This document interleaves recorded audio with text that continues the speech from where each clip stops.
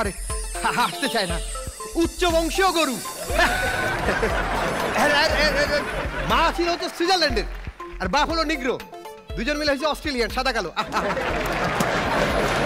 আরে এই গরুর মানে বংশ মর্যাদা এত উচ্চ পর্যায়ে, এই গরু যদি কথা বলতে পারতো তাহলে কারোর সাথে ভাবে কথাই বলতো না।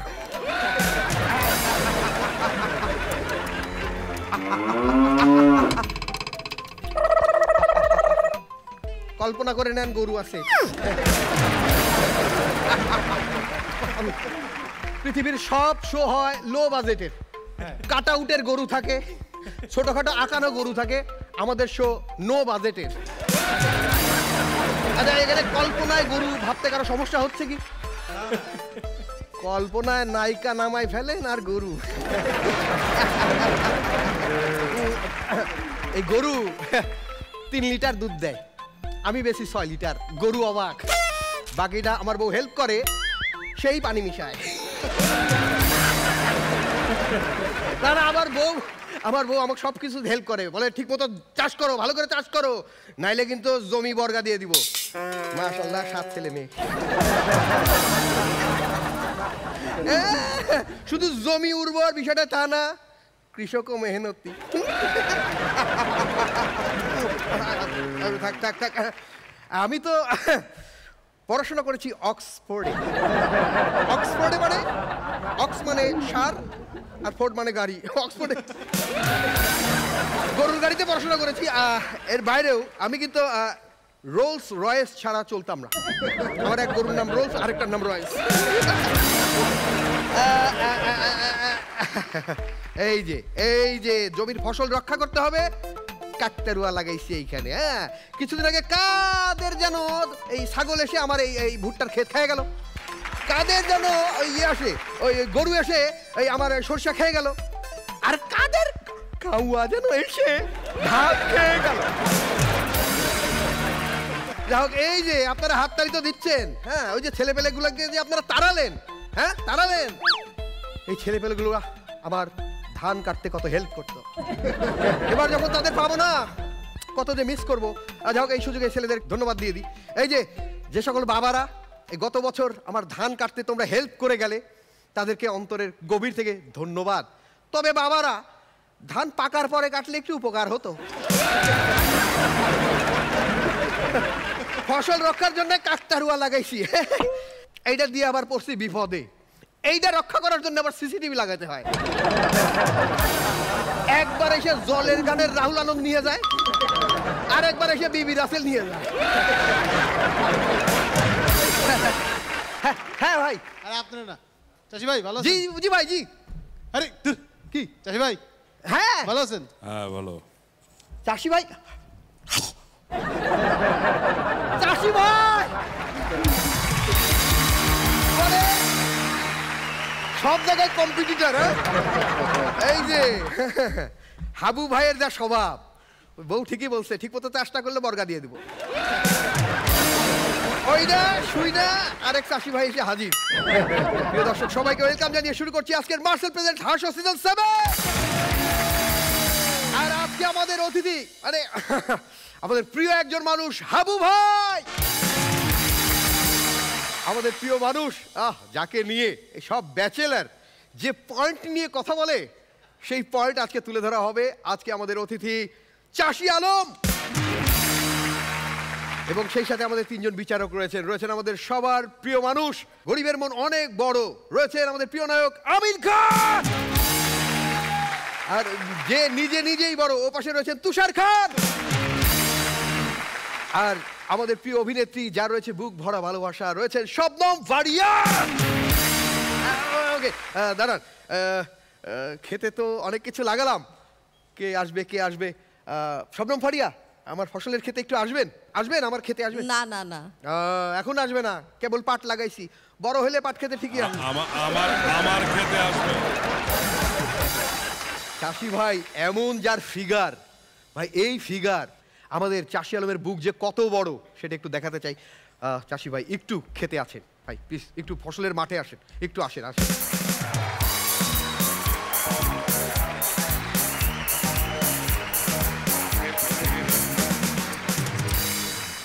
বুক ভরা কলিজা আমাদের চাষি ভাই। ভাই আমার বুক ভরা কলিজা রনি কেমনে দেখলো? বুকে মাথা রাখছিলাম ভাই। আমি তো ছেলেদের সাথে কোনো সম্পর্ক করিনি। আমি ভিতরে মানে বুকে মাথা রাখছি, দেখি যে 10-12টা মেয়ের শব্দ, তারা একে অপরের সাথে ঝগড়া করছে। তুমি মনে হয় মানে অঙ্কে একটু কাঁচা, 10-12টা না, মিনিমাম 31টা। আপনি আমাদের মাঝে এসেছেন, আমরা অনেক খুশি হচ্ছি। প্লিজ। আমিও খুশি, সবাই আমাকে নিয়ে আসছে, ডাকছে, যাক আমি একটা ভালো প্রোগ্রামে আসছি। সবাই দোয়া করবেন, আর যারা পার্টিসিপেন্ট আছে তাদের জন্য অনেক বেশি বেশি দোয়া আছে, দেখি কে কি করে। জি, okay, thank you, thank you, thank you.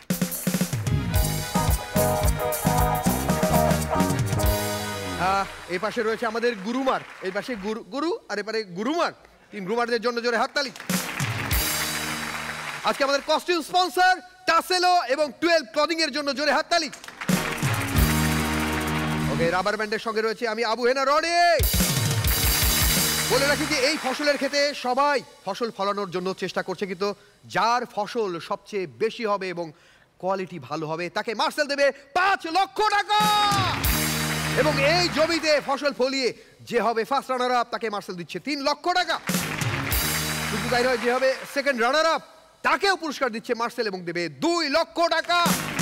তো সবার একটাই লক্ষ্য, মানুষের মন জয় করা। এবং বলে রাখি আজকে এই পর্বে যে হবে উইনার, সে আমাদের গেস্টের হাত থেকে পাবে আকর্ষণীয় পুরস্কার। পঞ্চম রাউন্ডের খেলা চলছে, প্রত্যেকে পঞ্চম রাউন্ডে উঠে গেছে এবং প্রত্যেকে সিঙ্গেল এবং ডুয়েট করার চেষ্টা করছে। এক্সপেকটেশন কেমন?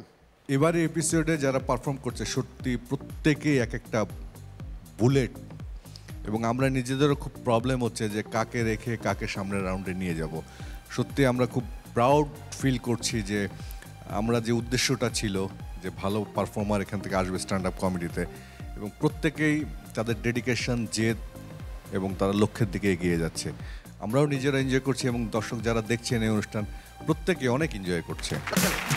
শবনম ফারিয়া, প্রত্যেকে সিঙ্গেল তো দুর্দান্ত করেছে, আমরা একটা এক্সপেরিমেন্ট করে দেখেছি, সিঙ্গেল ডুয়েট অ্যাক্টিং করার চেষ্টা, সেটা কি ভালো হলো না খারাপ হলো? এটা টেস্ট করার আদৌ দরকার ছিল কিনা? না, আমার দরকার ছিল। কেন দরকার ছিল? যখন দুজন পারফর্ম করে তখন যদি একজন একটু ডাল হয়ে যায়, আরেকজনেরটাও ডাল হয়ে যায়, এবং এটা একটা শেখার বিষয় যে আমার অপোজিটে যে কাজ করছে সে কেমন অভিনয় করছে, এবং কোনো কারণে যদি তার অভিনয় ফল করে আমার তাকে হেল্প করতে হবে সেটাকে ওঠানোর জন্য। সো ওরা খুব আর্লি সময় থেকে ওরা এটা শিখছে, খুবই ভালো প্র্যাকটিস এটা। মঞ্চ অভিনেতা তুষার খান, আপনি বলেন যে এই এক্সপেরিমেন্টটা কি ভালোর দিকে যাচ্ছে কিনা?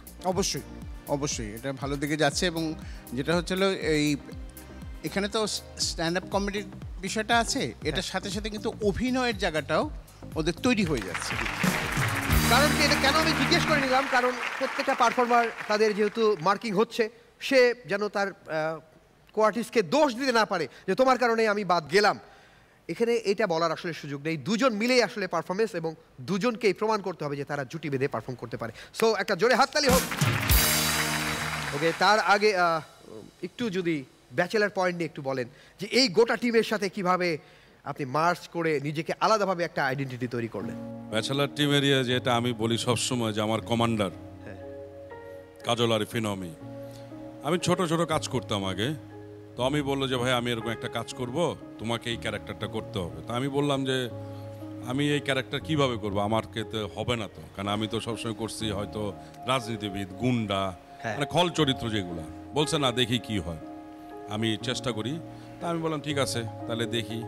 এই করতে করতে এই পর্যন্ত চলে আসছি। আমি যে অনেক বড় পারফর্মার তা না, আমি একদম নর্মাল একটা মানুষ, আমাকে বলে যেটা সেটা আমি করে দেখাই, এর বেশি কিছু না। ওকে, এর আগে উনি করেছেন যে খল চরিত্র, আর এই ব্যাচেলার পয়েন্টে আমরা দেখলাম বিশৃঙ্খল চরিত্র। সেই সাথে তিনি দুর্দান্ত কমেডিয়ান। তো আজকে যে যা পারফর্ম করবে বাবা, এটা ঠিকঠাক করতে হবে, হ্যাঁ, একটু মেপে করতে হবে, কারণ তারা কিন্তু টিমটা দুর্দান্ত। তাহলে আর কথা বাড়াবো না, আসছে মৌলভী চা বাগান থেকে ইমন চাষা।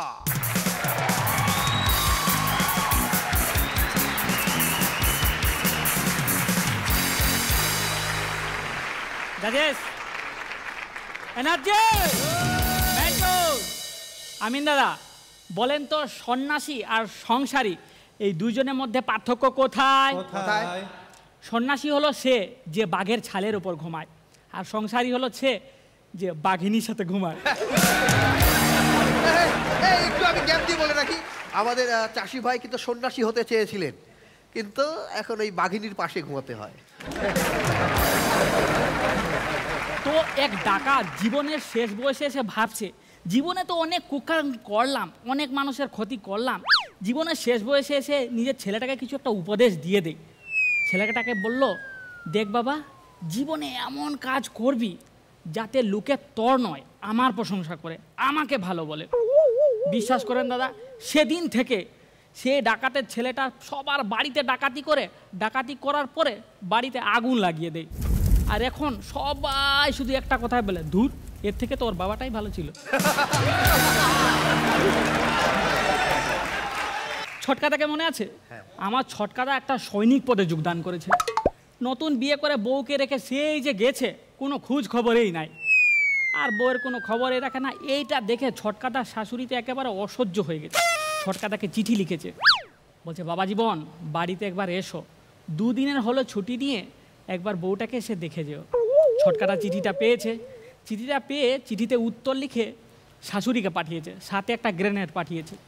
চিঠিটাতে লিখেছে, শাশুড়ি মা, আপনি যদি পিনটা খুলেন তাহলে 3 দিনের ছুটি পাবো।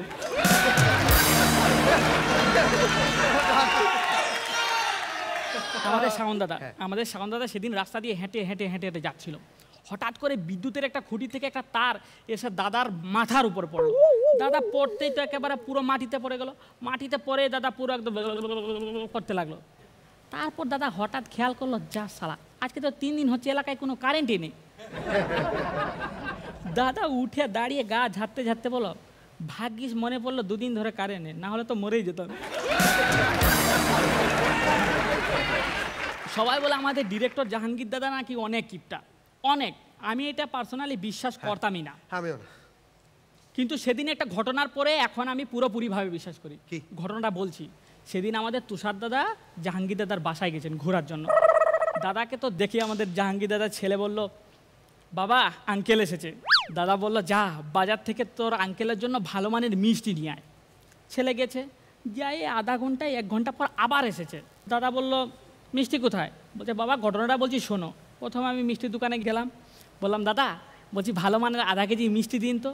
দোকানদার বললে, এমন মিষ্টি দেবো দাদা, পুরো মিষ্টি না, পুরো মাখনের মতো। মাখনের মতো? তাহলে মাখনেই কিনি। গিয়ে বললো, দাদা আমাকে ভালো মানের মাখন দিন তো। দোকানদার বলল, মাখন? এমন মাখন দেব, শুধু মাখন না, পুরো মধুর মতো। মধুর দোকানে গিয়ে বললো, দাদা বলছি ভালো মানের খাঁটি মধু দিন তো। দোকানদার বলল, মধু? এমন মধু দিব, পুরো একেবারে পানির মতো। জাহাঙ্গীর দাদার ছেলে বলে, যা সালা, পানির মতো? পানি তো আমার বাড়িতেই আছে। তাই বাবা চলে এলাম। এইটা শোনার পর জাহাঙ্গীর দাদা ছেলের পিঠ চাপিয়ে বললো, বাহ, এ না হোক আমার ছেলে, এ না হোক আমার ছেলে। তারপর জাহাঙ্গীর দাদা ভালো করে কি জানি একটা চিন্তা করে ছেলেটাকে বলল, আচ্ছা তুই যে এই দোকান সেই দোকান, ওই দোকান সেই দোকান গেলি, নিশ্চয় তোর জুতা ক্ষয় হয়ে গেছে। এই শুনে ছেলে বলে, তুমি যে কি বলো না বাবা, আমি তোমার মতো বোকা নাকি? আমি তো তুষার আঙ্কেলের জুতো পরে গেছিলাম।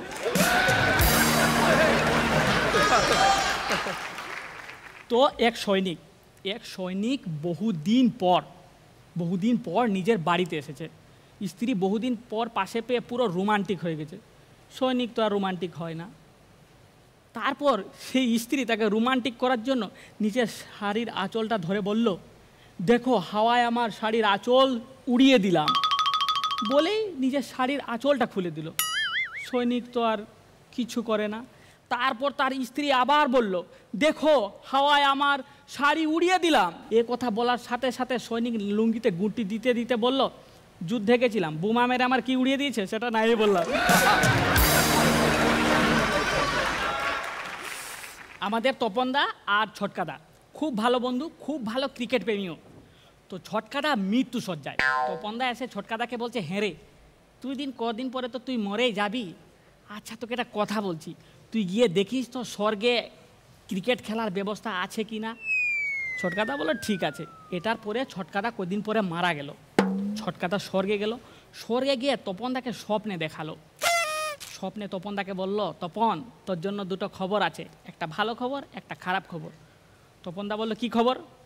ছটকাদা বলল, ভালো খবরটা হচ্ছে এই স্বর্গে ক্রিকেট খেলার ব্যবস্থা আছে, আর খারাপ খবরটা হলো এটা, আগামী বুধবার ম্যাচ আছে, আর ওই ম্যাচে তোকে ওপেনিং বোলিং করতে হবে।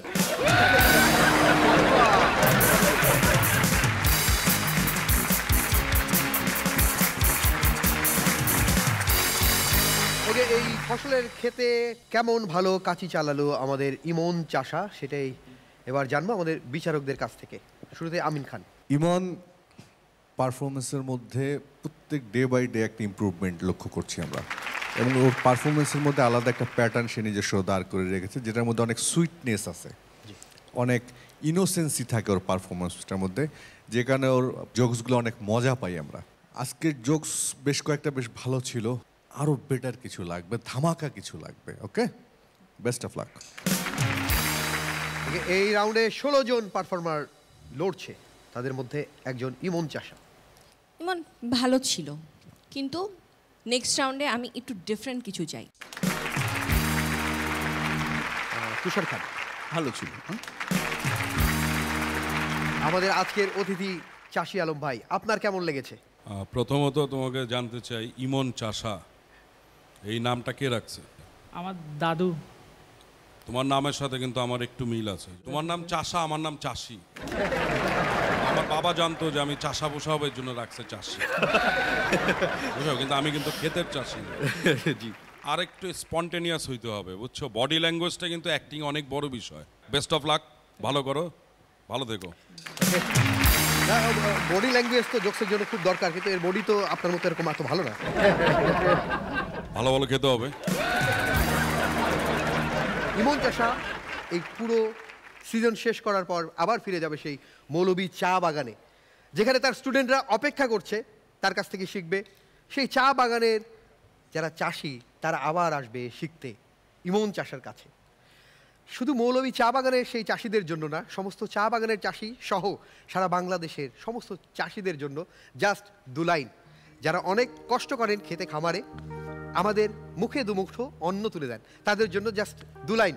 শীত কুয়াশায় ভোর সকালে আমরা মাঠে যাই, রোদ বাদলের মাঝেও মোদের কোনো বিরাম নাই। আমরা চাষি, আমাদের দুঃখের সীমা নাই। আমরা চাষি, আমাদের দুঃখের সীমা নাই। আমরা চাষি, আমাদের দুঃখের সীমা নাই। আমরা চাষি, আমাদের দুঃখের সীমা নাই। বলে প্রিয় 3 জন বিচারক রয়েছেন আমাদের সাথে, বড় বড়ের মতো রয়েছেন প্রিয় অভিনেতা তুষার খান, রয়েছেন প্রিয় অভিনেত্রী যিনি ফিস ফিস ফিস ফিস ফিস করছিলেন, রয়েছেন শবনম ভাটিয়া, সবচেয়ে নায়ক চির সবুজ নায়ক রয়েছেন আমাদের প্রিয় অভিনেতা সুপারস্টার আমির খান, এবং আজকে আমাদের অতিথি যাকে পেয়ে আমরা ধন্য, রয়েছেন প্রিয় অভিনেতা চাষি আলম। ওকে, আচ্ছা, এই 2 জন আবার ফিস ফিস ফিস ফিস করছে। এই যে আপনারা যে ফিস ফিস ফিস ফিস ফিস করছেন, হ্যাঁ, অ্যাকচুয়ালি আমি এই যে একটু আগে কৃষক হলাম না, আমার কিন্তু একটা পুকুর আছে, এবং ওই পুকুরে আমি কি চাষ করি? কি? টু মাছ। এবং ওই 2 মাছ একে অপরের সাথে যখন প্রণয় করে তখন কি করে? কি করে? মানে যে প্রণয়টা হয় এটাকে সহজ ভাষায় কি বলবেন? কি? ফিশ ফিশ করছে। ওকে, এই যে ভিতরে শবনম ফারিয়া বলছে যে, রনি এত দ্রুত তুমি কিভাবে ড্রেস চেঞ্জ করো? খুব খুশি, থ্যাংক ইউ, আমি আসলে পারি। বলছে হ্যাঁ, কিন্তু তোমার চরিত্র চেঞ্জ করতে কেন এত সময় লাগে? আসলে আপনি সামনে আছেন তো, এটা আসলে ঠিকঠাক থাকে না। হাবু ভাই, তো বয়স টয়স হয়ে গেলে কি হাল বাইতে বা জমি চাষ করতে এই কোনো কি সমস্যা হয়? আমি দেখি নাই তো। ওকে, তাহলে বলতে পারি আপনাকে না। আপনাকে দেখাবো। দেখি। আপনাকে আপনাকে দেখালে আপনি বুঝতাম যে হ্যাঁ হয় কিনা। দেখি কে দেখায়, রনি দেখাবে? আমি দেখাবো না, আমাদের দেখানোর জন্য ওস্তাদরা আছে। এই মাঠে চাষ করবার জন্য দুইজন আসবে এবার, কিন্তু শুরুতে আমি তাদের নাম বলবো না, কারণ দেখি যে নাম বলতে পারে কিনা, এটাই সাসপেন্স। আমাদের তো বিভিন্ন রকম পরীক্ষা দিতে হয়, একটু অন্যরকম দেখতে চাই, এই অন্যরকমটা আবার মানতে পারেন কিনা, দেখতে পারেন কিনা। আমি দর্শকদেরও চ্যালেঞ্জ ছুড়ে দেব যে আমাদের মধ্যে জনপ্রিয় দুইজন কিন্তু কে কাহারা দেখতে হবে। আসছে তাহারা দুইজন একসাথে, চলে আসুক দুইজন। আমি জোয়ান এখন মাইয়া আহা! পুরা বেটার কাছে আমার বাবাই দিছে বিয়া আমি জোয়ান এখন মাইয়া পুরা বেটার কাছে আমার বাবাই দিছে বিয়া আমিন ভাই আর তুষার ভাই আমার জন্য দোয়া করবেন। আজকে আমার বিয়ে, আমাদের দীর্ঘ 7 দিনের প্রেম আজ সফল হলো। আপনারা আবার আমাকে গোল্ড ডিগার মনে করবেন না, এই দিশা স্বর্ণের কাছে কখনো বিক্রি হয় না, তবে ডায়মন্ড হলে সেটা ভিন্ন কথা। যেদিন ওকে প্রথম আমি মার্সিডিজ গাড়ি থেকে নামতে দেখেছিলাম, ওই দিনই বুঝে গিয়েছিলাম ওর মন অনেক বড়। যাই হোক, এখন আমার গোস্তাকের আসার সময় হয়ে গেছে, ও তো আবার আমাকে দেখার জন্য পাগল হয়ে যাবে। ও আসার আগেই আমি আমার চেহারাটা ঢেকে নিই।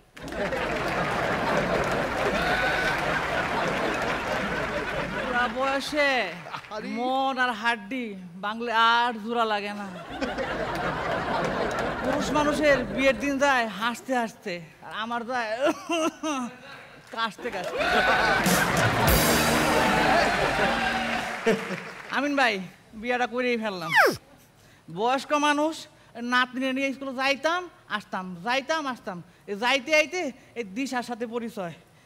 আপনারা কি ভাবতেছেন দিশা স্কুলের টিচার? না, দিশা হলো আমার নাতনির বেস্ট ফ্রেন্ড। যাই হোক, ঘুমটাটা সরায় বোরে নিজেও দেখি, আপনাকে একটু দেখাই।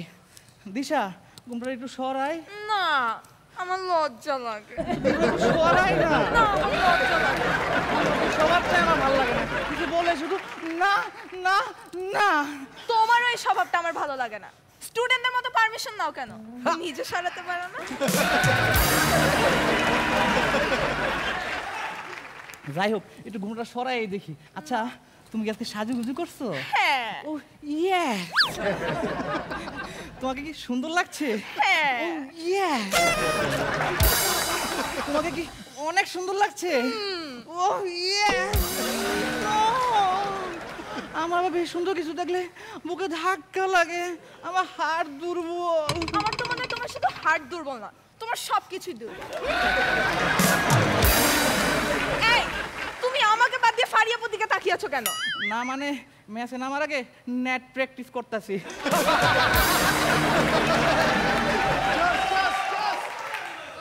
বড় সৌন্দর্য দেখার আগে মোটামুটি একটা দেখা ব্যালেন্স করে নিলাম, যাতে হার্ট অ্যাটাক না আসে। এই, তুমি কি পাগল? বাসর রাতে বইয়ের চেহারা দেখে কেউ হার্ট অ্যাটাক করে না? হো, আমার দাদা করছিল। কিভাবে? আরে, বাসর করে আমার দাদা ঘুমটা খুললা আমার দাদি দেখা অজ্ঞান হয়ে গেছিল। কেন কেন কেন? আরে, আমার বাসর করে আমার দাদির জায়গায় ইস্তিয়াক ভাই বসে আছিল। তারপরে কি হয়েছে? তারপর আমার আসল দাদি আইসা দাদার মুখে নিঃশ্বাস দিয়া দাদার জ্ঞান ফিরাইছিল। জ্ঞান ফেরার পরে দাদা কি বলেছিল? দাদা বলছিল, ওয়াও, লেমন ফ্লেভার লিপস্টিক। দেখো, দাদা দাদির বাসর ঘরের কথা বাদ দাও, নিজের বাসর ঘরে কনসেন্ট্রেশন দাও। দিশা, তোমার রান্নার হাতটা একটু দেখবো।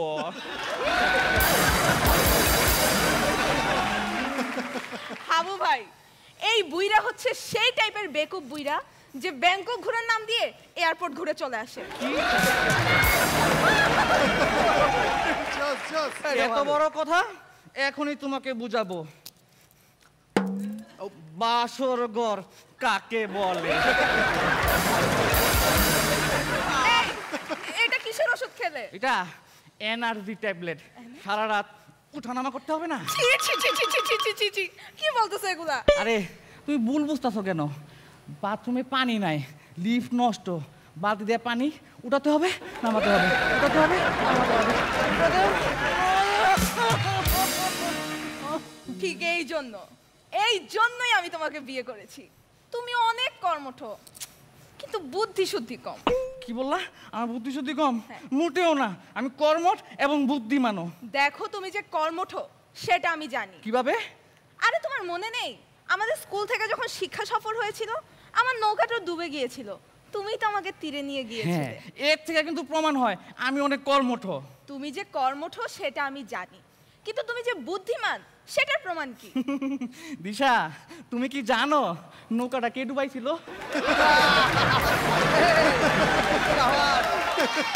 জোস জোস। দেখো, বুদ্ধিমান আর কর্মঠের কথা বাদ দাও, বাসর ঘরে মন দাও। তুমি কিন্তু বারবার টপিক ঘুরিয়ে আচ্ছা ফেলছো। শোনো, রাগ করো না, বয়স হয়েছে তো। আর শোনো, তুমি শুধু দোয়া করো আমি যেন শক্তি আর অভিজ্ঞতা কাজে লাগাইতে পারি। তুমি শুধু শক্তি কাজে লাগাও, অভিজ্ঞতা আমার আছে। অভিজ্ঞতা কি তোমার আমার আগেও কারোর সাথে সম্পর্ক ছিল?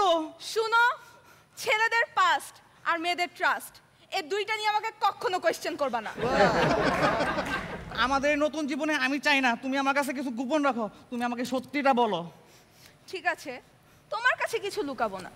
বিয়ের আগে একটা ছেলের সাথে আমার প্রেম ছিল, ও গোলকিপার ছিল।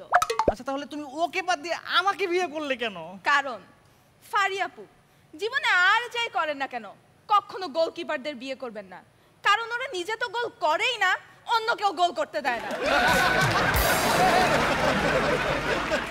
আচ্ছা, তুমি এইসব প্রেম ভালোবাসা তো বাদ দাও, তোমার কি কখনো বিয়ের প্রস্তাব আসে নাই? আসছিল তো, প্রবাসের একটা ছেলের সাথে, ও সুদানে থাকে। আচ্ছা, তাহলে ওকে বিয়ে করলে না কেন? কারণ আমার বাবা স্ট্রেইট বলে দিয়েছিল, কোনো পোলার সাথে আমার মেয়ের বিয়ে দিব না।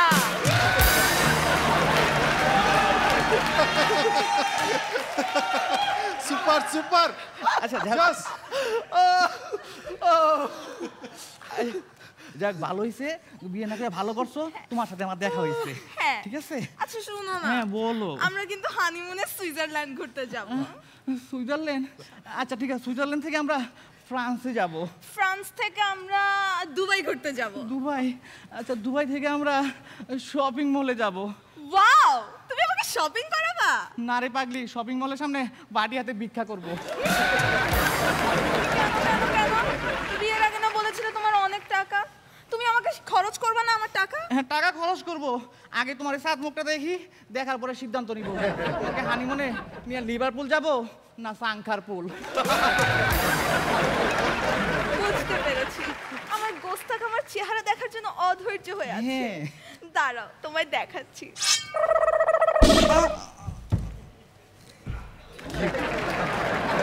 Yes, mission successful. আপনারা কি ভেবেছেন এই বুইড়া বেটাকে আমি ভালোবেসে বিয়ে করেছি? কখনো না, ওকে তো আমি বিয়ে করেছি সম্পত্তির জন্য। এখন সব সম্পত্তি শুধু আমার আর আমিন খানের।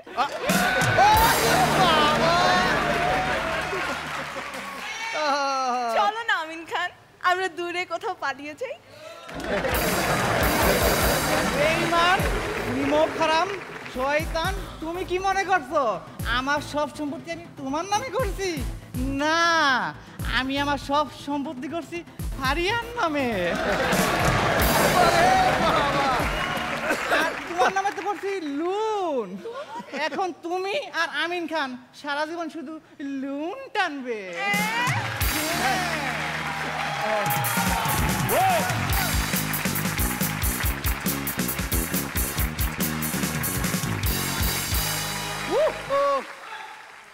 দুর্দান্ত দুর্দান্ত দুর্দান্ত, দুইজন অসাধারণ। গোস্তাফ সাহেবকে শুধু বলবেন গোস্তা কি মাফ করবে। আমি বলবো দুইজনের মধ্যে রাবেয়া যেমন অ্যাঞ্জেলা তো ফুল একবারে পুরা ক্যারেক্টারে ফাটাফাটি। শুরুতেই ভালো। তুমি বলছিলে অ্যাঞ্জেলা না? জি। তুমি বলছো তুমি নাকি গোল্ড ডিগার না, আসলে তুমি গোল্ড ডিগার হয়ে গেছো। Gold digger super super. আর পাশে আছে ওলিগা চিনি বাবা। চিনি বাবা, চিনি বাবা কিন্তু জেনুইন চিনি বাবা, কারণ নাতির ক্লাসমেটকে সে নিয়ে আসছে, এটা একটা ব্যাপার আছে। এটা পাওয়ার আছে। সুপার সুপার, খুব ভালো লাগছে, গুড। ওকে, আমিন খান। মানে সত্যি কথা বলি, ইন্ডিভিজুয়ালি আলাদা করে ওদের পারফরমেন্স দুজনের বলার কিছু নেই। দুজনেরই পারফরমেন্স এত সুন্দর সিঙ্ক্রোনাইজ ছিল এবং দুজনেই মনে হয়েছে যেন একটি পারফরমেন্স দেখছি এবং বিমুগ্ধের মতো আমি চেয়ে চেয়ে দেখছিলাম যে ওরা কী করছে। অসম্ভব সুন্দর ছিল, content was very nice, very good, অসম্ভব মজা পেয়েছি। দুজনের পারফরমেন্সই সুন্দর ছিল। শবনম ফারিয়া আগে সত্যি বলেন, ও আগে লাভ দিন।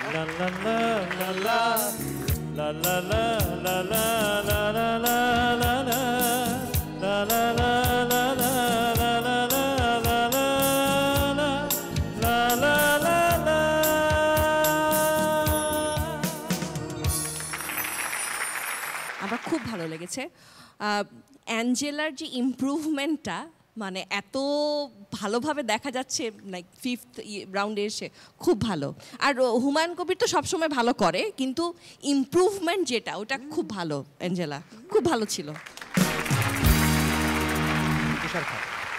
আমার কাছে খুব ভালো লেগেছে এবং ওয়েল রিহার্সড, খুব সুন্দর নিজে দুজনকে প্রিপেয়ার করে এত সুন্দর একটা পারফরমেন্স আমাদের সামনে দিয়েছো, সেই জন্য দুজনকে অনেক ধন্যবাদ, অনেক ভালো ছিল।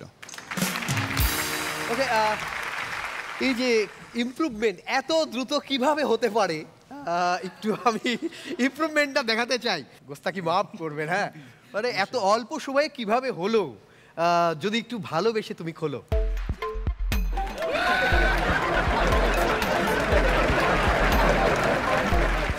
এই হাসিটা ইস্তিয়াকের কপি নাকি? হ্যাঁ, দুজনকে দুর্দান্ত লাগছে। ওই যে কারণে ট্রেনটা আসলো মনে হচ্ছে আগ্রার তাজমহল দেখছি। ইশতিয়াক ভাই একটু আসবেন, একটু আসবেন প্লিজ ভাই, প্লিজ ভাই, প্লিজ ভাই, প্লিজ ভাই, প্লিজ আসেন।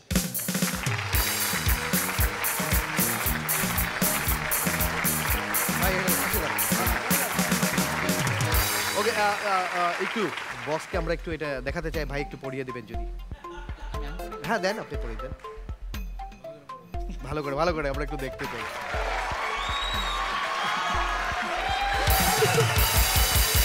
ওস্তাদ স্যালুট, দারুণ লাগছে ভাই, জোস। ভাই আপনি একটু ওই পাশে দাঁড়াবেন। কোনটা হুমায়ুন ভাই আর কোনটা ইস্তিয়াক ভাই চিনতে পারতেছি না তো। একটা জোরে হাততালি।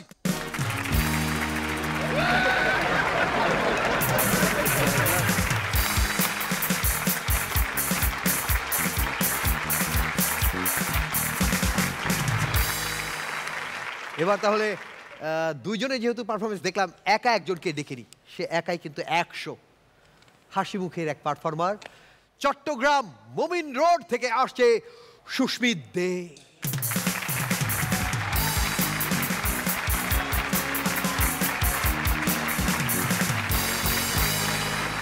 কেমন আছেন সবাই? ভালো ভালো। তো আপনি যেটা বোঝেন না তা যে আমি বুঝি, সেটাকে আপনি বোঝেন। আর আপনি যেটা বুঝেন না তা যে আপনি বুঝেন না, সেটাও কি আপনি বুঝেন না? এই পুরো ব্যাপারটাকে বলা হয় কি জানেন? কনফিউশন। কনফিউশনের বাংলা কি? কনফিউশনের বাংলা দ্বিধাদ্বন্দ্ব। রাইট? রাইট? হ্যাঁ। না, রং। কনফিউশনের আসল বাংলা হচ্ছে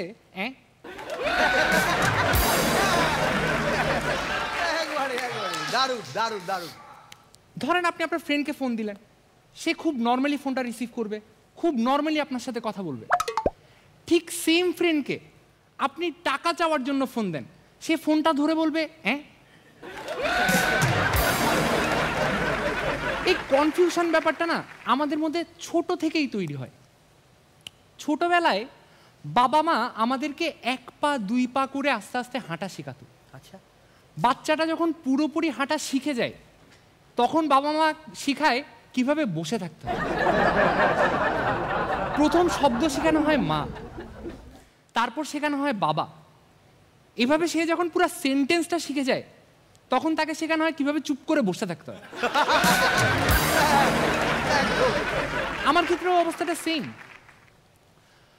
আমি আমার বাবাকে বলি যে বাবা, আমি কিভাবে জন্মাইছি। বাবা আমাকে বলল, তুমি জন্মাইছো, আমি আর তোমার মা একবার বাগানে গেছিলাম। বাগানে গিয়ে দেখি একটা ফুলের মাঝখানে একটা ফুটফুটে শিশু, সেই শিশুটা ছিলে তুমি, এভাবেই তুমি জন্মাইছো। আমি বাবার কথা মেনে নিলাম। তারপর আমার মাকে জিজ্ঞেস করলাম, মা আমি কিভাবে জন্মাইছি। মা বলল, এক পূর্ণিমা রাতে আমি আর তোমার বাবা ছাদের মধ্যে বসে গল্প করছিলাম, আকাশ থেকে একটা পরী নেমে আসলো, পরীর কোলে ছিল একটা ফুটফুটে শিশু, সেটা ছিলে তুমি, এভাবেই তুমি জন্ম নিছো। আমি কনফিউজড, কার কথা বিশ্বাস করব?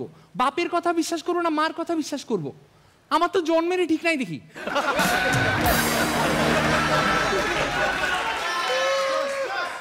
এরপর স্কুলে উঠলাম। স্কুলে ওঠার পর আমার বাবা আমাকে আরো কনফিউজ করে ফেলছে।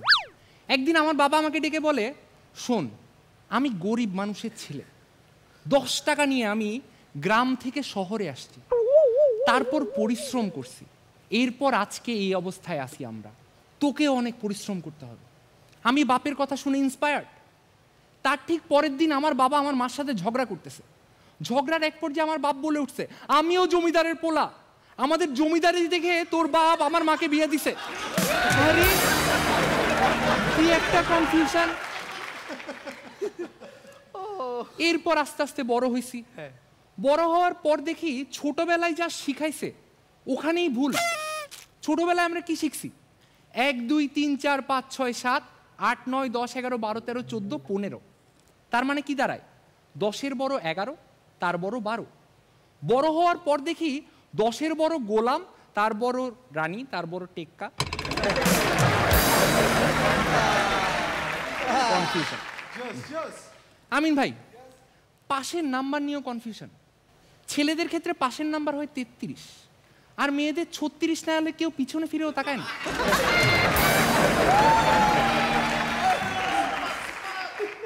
জায়গায় জায়গায় কনফিউশন।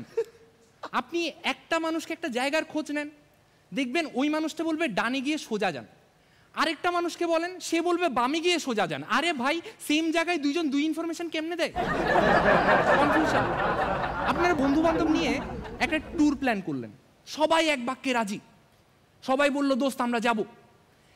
ট্যুরের দিন সকালবেলা এক বন্ধু ফোন করে বলবে, দোস্ত আমার বোধহয় যাওয়া হবে না রে। বাকি সব ফ্রেন্ড কনফিউজ হয়ে যাবে, আর শেষে কি হবে? Tour cancel. আমাদের মেন্টর সাইফুল ভাই কনফিউজড হয়ে গেছে ডাক্তারের কাছে। ডাক্তারের কাছে গিয়ে বলল, ডাক্তার সাহেব আমি তো শুকনা মানুষ, আমার কি মোটা হওয়ার কোনো উপায় নাই? ডাক্তার তখন বলল, অবশ্যই উপায় আছে, আপনার যা খেতে পছন্দ আপনার বউকে বলেন তাই বেশি বেশি করে খাওয়াতে। এই শুনে সাইফুল ভাই কনফিউজড। সাইফুল ভাই বলল, এটা কেমন সমাধান? এটাতে আমি না হয় মোটা হলাম, আমার বউ তো চিকন হয়ে যাবে। ডাক্তারের কথা শুনে সাইফুল ভাই বাসায় গেছে। বাসায় গিয়ে সাইফুল ভাই আরো কনফিউজড হয়ে গেছে, কারণ উনি বাসায় যাওয়ার পর রিয়েলাইজ করছে আমার তো বিয়েই হয় নাই। কনফিউশন, সব কিছুতে কনফিউশন। একবার এলাকার এক নেতা আমাকে এসে বলল যে, ভাই ভোটটা আমারই দিয়েন, আমার তো সাদা মনে কাদা নাই। আমি গিয়ে বললাম, ভাই আমি তো বিরোধী দলের নেতাকে অলরেডি প্রমিস করে রাখছি যে ভোটটা আমি তাকে দিব। সে বলল, কথা দিলে কি কথা রাখতে হবে? আমি উনার এই কথাটা শুনে শান্তি পাইছি। আমি উনাকে বলছি, ঠিক আছে ভাই, আমি আপনাকেই ভোট দিব, কথা দিলাম। আমি কি কনফিউজড? আমার ফোন আমার থেকে বেশি কনফিউজড। ক্লিন শেপ করলে আমার ফোনের ফেস আনলক হয় না। আর পৃথিবীর সবথেকে কনফিউজিং অ্যাপ কি জানেন? Google map. একবার আমি একটা ফ্রেন্ডের বাসায় গেছিলাম, তো সে আমাকে লোকেশন দিচ্ছে গুগল ম্যাপে। আমি গুগল ম্যাপ খুঁজে খুঁজে খুঁজে খুঁজে ফ্রেন্ডের বাসায় এসে পৌঁছাইলাম। পৌঁছায় গিয়ে দেখি ওখানে বাসাও নাই বাড়িও নাই, একটা বিশাল দেয়াল। পরে ভালো মতো খেয়াল করে দেখলাম ওর বাসা দেয়ালের ওপারে।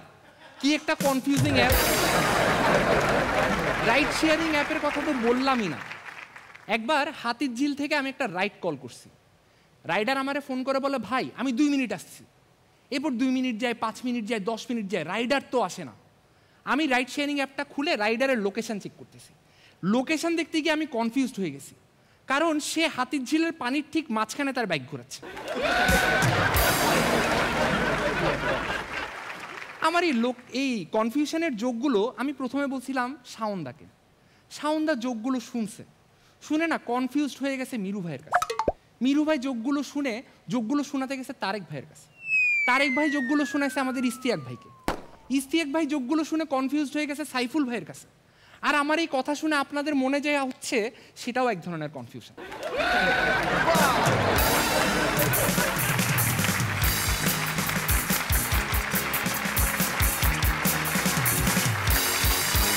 সুস্মিত সুস্মিতদের প্রত্যেকবারের মতো আজকেও দুর্দান্ত কিভাবে ঠান্ডা মাথায় আমাদেরকে মানে একবারে পুরো মনোযোগী করে রেখেছে, মানে একটা ক্লাসের টিচারও এভাবে সব ছাত্রকে এভাবে আটকে রাখতে পারে না, যেটা সুস্মিত দিয়ে পেরেছে। আমাদের বিচারকদের কেমন লেগেছে সেটা এবার জানবো। Susmit, really I am also confused about you. তোমার পারফরমেন্সটা আমি নিজেও খুব কনফিউজড, এবং এই কনফিউজনেসটা যদি তোমার মধ্যে থাকে, আমার মনে হয় তোমার একটা ভালো স্ট্যান্ড আপ কমেডিয়ান হতে খুব বেশি আর সময় লাগবে না। স্ট্যান্ড আপ কমেডিয়ানের যে ধরনের অ্যাপিয়ারেন্স থাকে, সামনের লুকসে যে ইনোসেন্সি থাকা লাগে, একটা সবচেয়ে বড় গুণ কিন্তু ইনোসেন্সি থাকতে হবে। যে স্ট্যান্ড আপ মানে সে কিছুই জানে না বলে সব কিছু বলছে, সেই জিনিসটা তোমার মধ্যে আছে। হ্যাঁ, তুমি কখনোই এই প্র্যাকটিসটা ছাড়বে না। তুমি চ্যাম্পিয়ন হও বা এখান থেকে চলে যাও, যাই হও না কেন, এই প্র্যাকটিসটা কখনো ছাড়বে না। ঠিক আছে, বেস্ট অফ লাক। যা করবে শুধু ইনোসেন্স ফেস দিয়ে, হ্যাঁ এইভাবেই। হ্যাঁ, ওকে। শবনম ফারিয়া। সুস্মিতের খুব ভালো একটা জিনিস, ওর উচ্চারণ খুব সুন্দর আর ওর কণ্ঠও সুন্দর। সো ওর কথাগুলো শুনতে ভালো লাগে, খুব ঠান্ডা মাথায় সুন্দর করে বুঝিয়ে বলে, এমন না যে মুখস্থ ফর করে বলে ফেললো, এরকম থাকে না। তো শুনতে ভালো লাগে। ভালো ছিল সুস্মিত, খুব সুন্দর ছিল। ওকে, আমারও খুব ভালো লেগেছে যে কঠিন কঠিন যোগ, বড় বড় যোগগুলো কিভাবে একবারে বুঝিয়ে, মানে একেবারে আমরা ফ্রেন্ড সার্কেলে যেভাবে বুঝাই না, ঠিক সেভাবে বলার একটা ক্ষমতা আছে। তুষার ভাই। খুব স্বচ্ছ একটা পারফরমেন্স, এবং ওর বলার ধরনটা, যেটা বলছিলাম, বলার ধরনটা এমন যে এখন ও যদি এখন রেডিওতেও কোনো পারফরমেন্স করে, আমার বিশ্বাস যে আমরা ওর বলার ধরনে বলবো এটা সুস্মিত। হ্যাঁ, এটা সেট হয়ে গেছে সুন্দর একটা, এবং ইনভলভ করে নেয় ও আমাদেরকে।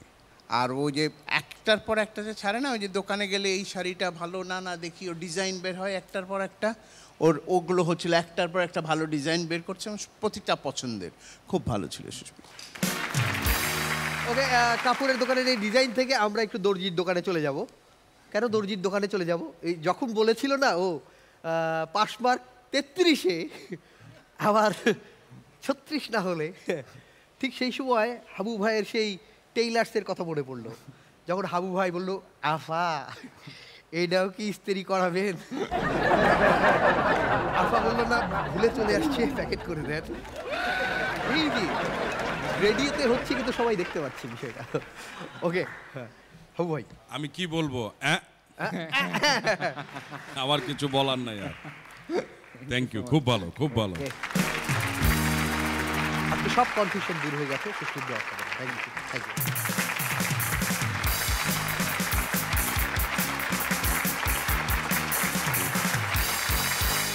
ওকে, আজকে দুর্দান্ত হচ্ছে এই এপিসোড, প্রত্যেকে দুর্দান্ত করেছে, সবার জন্য জোরে করতালি হোক। প্রিয় দর্শক, আরো অনেক আয়োজন রয়েছে আমাদের অতিথির জন্য। আমরা একে একে এই ফসলের ক্ষেতে আমরা নিয়ে আসবো। Lucky seven, lucky seven, lucky seven. দর্শক শুধু বলে, আপনি বারবার কেন বলেন ছোট্ট বিরতির পর ফিরে আসবো? আসেন তো অনেক পরে। অ্যাকচুয়ালি আমাদের বিচারকদের কিছু গল্প থাকে, বিরতির মানে শেষ হলেও দেখি তাদের গল্প শেষ হয় না। এখানেও গল্প থাকে, এই গল্প চলতে থাকে, তারপর গল্প শেষ হলে আমরা ফিরে আসি। একটু জানতে চাই যে মানে এই যে ব্রেকে কি কি বিষয়ে আপনারা এরকম ফিস করেন? আমাদের আগ্রহ, খুব আগ্রহ। না, এখন কথা বলেছি যে চাষি ভাইয়ের ছেলেকে নিয়ে। আচ্ছা, ওনারা কংগ্রেচুলেট করো, ওনার কিছুদিন আগে ছেলে হলো। হ্যাঁ, আপনার ছেলে কেমন একবারে তুলতুলে? ও সরি, তুলতুলে তো ভাবি। ওটা আমার বউ, তুলতুলে না, তুলতুল। তুলতুল, সরি। আমিন খান, তুষার খান, ওদিকে তার ঘরে রেজিনা খান। খোঁজখবর রাখি আমরা। কেন এইসব ফিস মানে কি বলে এটা আমরা কেন জানতে চাচ্ছিলাম। কেন মানে ওই যে আমি কৃষক হয়ে আসলাম না, আমি অনেক কিছু জানি। দুই গরু যখন এক জায়গায় হয় তখন তারা ঘাসের গল্প করে। আমাদের এই গ্রুমাররা একটু জানতে চাই যে দুই কমেডিয়ান যখন এক হয় তখন কি শুধু ফান করে নাকি কি গল্প হয়? ফান করে, কিন্তু ফানের মধ্যে যে গল্প হয় সেই গল্প জীবনে কোনো জায়গায় বলা যাওয়ার মতো না, বলার এগুলো প্রকাশ করার মতো না, অপ্রকাশিত একটা মানে অনেকগুলো এপিসোড অপ্রকাশিত থেকে যায়। ওকে, এবার মানে আমি একটু জানতে চাই, মানে গুপ্ত রচনা না রসময় গুপ্ত রচনা? রসময়। ওকে, এটা জোরে হাত তালি আমাদের মেন্টরদের জন্য। কমেডিয়ানরা কি গল্প করে সেটা আমরা পরে শুনবো, কিন্তু কমেডিয়ানরা যাকে তৈরি করেছে তাকে এবার ডেকে নেবার পালা। আসছে নোয়াখালী সোনাইমুড়ি থেকে আবিদ হাসান নীরব।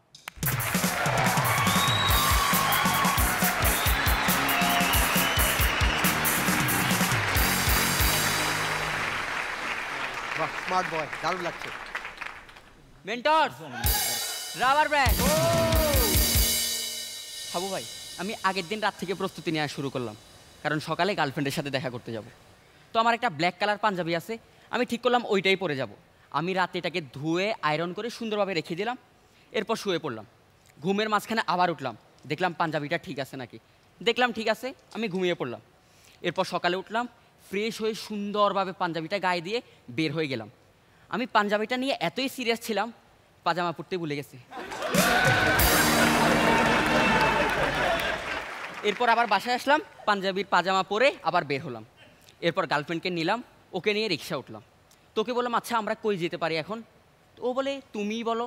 তো আমি ভেবে দেখলাম এখন তো সকাল, সিনেমা হলে মানুষ কম থাকবে, আমরা আমাদের মতো এনজয় করতে পারবো। এরপর সিনেমা হলে চলে গেলাম, গিয়ে বললাম আমাদেরকে 2টা টিকিট দিবেন, একদম পেছনে একদম কর্নারে একা একা। টিকিট দিল, ভিতরে গেলাম, ওরাও কথা মতো একদম পিছনে একদম কর্নারে 2টা সিট দিল, একটা এই কর্নারে আর একটা ওই কর্নারে।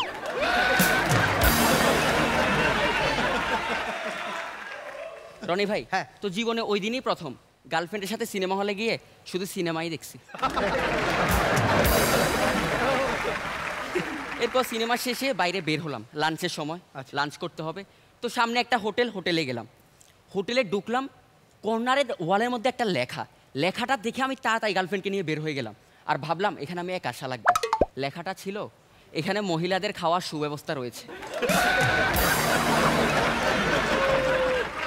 তো এরপর ওইটা বাদ দিয়ে একটা দামি রেস্টুরেন্টে গেলাম, দরজা খুলে ঢুকবো, এমন সময় দরজার মধ্যে লেখা বাইরের ফুড নট অ্যালাউড।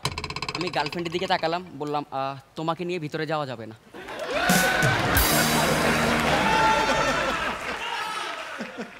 তো এরপর ভাবলাম না, আজকে অন্যরকম কিছু করি, আজকে আমরা রাস্তার পাশে কোথাও খাবো। এরপর ফুটপাতের একটা দোকানে বসলাম, মুরগি আর ভাত নিলাম। তো ভাই মুরগিটা অনেক মজা হয়েছিল। আমি দোকানদারে বললাম আঙ্কেল মুরগিটা তো অনেক মজা হয়েছে।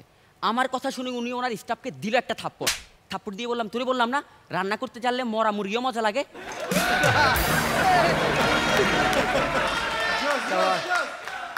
ভাই খাওয়া টাওয়া ছেড়ে আমরা বের হয়ে গেলাম। তো সামনেই দেখতেছি বাণিজ্য মেলা হচ্ছে। হাবু ভাই বাণিজ্য মেলা দেখলে আমার এক্স গার্লফ্রেন্ডের কথা মনে পড়ে। ওকে আমি একবার বললাম আসো আমরা মেলায় যাই, ও বলে আমাকে মেলায় নিয়ে যাও, যা ইচ্ছা তা করো, কিন্তু আমাকে সোনার কিছু কিনে দিতে হবে। তা আমি বললাম আচ্ছা ঠিক আছে আসো। মেলায় ঘুরলাম এবং ওর কথা মতো সোনার জিনিসও কিনে দিলাম, কিন্তু আমার সাথে ব্রেকআপ করে নিল। হাবু ভাই আপনি বলেন হেডফোন কি সোনার জিনিস না? ভাই ব্রেকআপ করছে শুধু এটা না, ব্রেকআপ করার সময় আমার এমন জোরে একটা থাপ্পড় দিছে ভাই, এখন আমি নিজেই কানে কম শুনতেছি। টেক্সের কথা বাদ দিই, আমি আমার গার্লফ্রেন্ডকে নিয়ে গেলাম মেলায়। তো মেলা প্রথমে টিকিট কাটতে হবে, সিরিয়ালে দাঁড়ালাম। একটা আঙ্কেল পিছন থেকে আমার গার্লফ্রেন্ডের সামনে আমাকে বলতেছে বাবা এখানে না ওখানে দাঁড়াও, বাচ্চাদের লাইন ওইটা। ভাই আমি ওনার কথায় কানই দিলাম না, আমি সিরিয়াল আগাতে থাকলাম। তো আমার সামনে একটা আঙ্কেল, তো আমি আঙ্কেলকে বললাম আঙ্কেল আপনি টিকিট কিনলেন ভালো কথা, আগে নিজের পায়ে দাঁড়ান। উনি বললো আমি সরকারি চাকরি করি। বলে আঙ্কেল আপনি সরকারি চাকরি করেন বা যাই করেন আগে তো আপনি নিজের পায়ে দাঁড়াতে হবে, এরপর টিকিটটা কিনেন। বলে সাপুত আমার বেতন 70,000 টাকার উপরে, আর তুই আমাকে নিজের পায়ে দাঁড়াইতে বলতেছস? বললাম আরে আঙ্কেল আমার পায়ের উপর থেকে পাটা সরান। তো ভাই ওই দিন সিরিয়ালে দাঁড়িয়ে আমি একটা জিনিস শিখলাম, জীবনে অনেক দূর এগিয়ে যান কিন্তু সিরিয়ালে দাঁড়ালে এত সামনে আগাই যাইয়েন না যাতে সামনে লোক আপনাকে বলতে না পারে আপনার বাসায় বউ নাই। এরপর টিকিট কাটতাম, মেলায় ঢুকলাম। ভাই মেলায় ময় জায়গায় দিলে বেশি মিলতো, মেলা মানেই ঠেলা। আর কিছু কিছু পোলা পাইন তো আছে এগুলো যাই মাইয়াদেরকে ধাক্কা দেওয়ার জন্য। আমার মনে হয় এগুলো যখন মেলার জন্য বাসা থেকে বের হবে আগে ওয়াশরুমে ঢুকবে, দরজাটা আটকাবে, আয়নার সামনে দাঁড়াবে আর বুকে হাত দিয়ে প্রতিজ্ঞা করবে আজকে কমপক্ষে 20-30টা মাইয়ারে পিছন থেকে ধাক্কা দিন। মেলায় ঢুকলাম, ঢুকে ধাক্কি পার করে একটা শান্ত জায়গায় গেলাম, হাঁটতেছি, সামনে একটা টেডি বিয়ার দোকান। তো আমার মনে পড়লো আমার গার্লফ্রেন্ডের বার্থডের কথা। আমি ওকে বললাম বাবু তোমার মনে আছে তোমার আগের বার্থডেতে আমি একটা বড় টেডি বিয়ার উপহার দিয়েছিলাম? ও বলে হ্যাঁ এটা তো আমার অনেক পছন্দ হয়েছে, আমার আম্মুরও অনেক পছন্দ হয়েছে। বললাম কি সত্যি? বলছি হ্যাঁ আম্মু তো এটাকে ছিঁড়ে তুলা বের করে 4টা বালিশ বানিয়ে ফেলছে।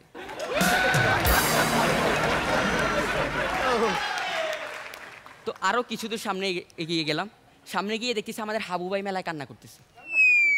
আমি তো অবাক, হাবু ভাই কেন কান্না করতেছে? তো সামনে গিয়ে বললাম ভাই কি হয়েছে? বলতে স্যার বলিস না তোর ভাবে একটা লোহার জুতা কিনছে। তো বললাম কি হয়েছে? লোহার জুতা কিনছে, এটা ধরো ভালো না, অনেকদিন যাবে, আপনার টাকাই তো বাঁচবে। বলতেছে আরে না, আমি ভাবতেছি চামড়াটা এত ব্যথা, লোহারটা দিয়ে তো হাড্ডি থাকবে না।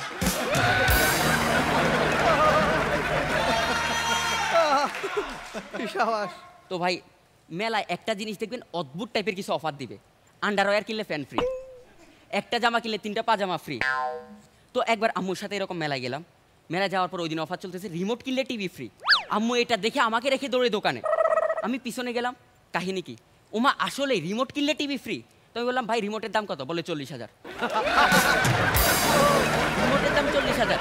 ভাই আমি আম্মুকে অনেক বুঝাইছি, আম্মু এগুলো ফ্রড, আমাদেরকে ঠকানো হচ্ছে, কিন্তু আম্মু আমার কথা শুনবেই না। আমাদেরকে ফ্রি দিচ্ছে, এর মানে আমাদেরই লাভ হচ্ছে। তো আমি দোকানদারকে বললাম আচ্ছা ঠিক আছে, রিমোটটা যে আমরা 40,000 টাকা দিয়ে কিনবো এটার স্পেশালিটি কি? তখন দোকানদার বললো এটার স্পেশালিটি হচ্ছে আপনি যদি এলাকার মোড় থেকেও ক্লিক করেন বাসায় টিভি চ্যানেল চেঞ্জ করতে পারবেন। এরপর ভাই আমরা টিভিটা কিনলাম, আলহামদুলিল্লাহ খুব ভালোই কাজ করতেছে। এখন প্রতিবার চ্যানেল চেঞ্জ করার জন্য 20 টাকা ভাড়া দিয়ে এলাকার মোড়ে যাওয়া লাগে।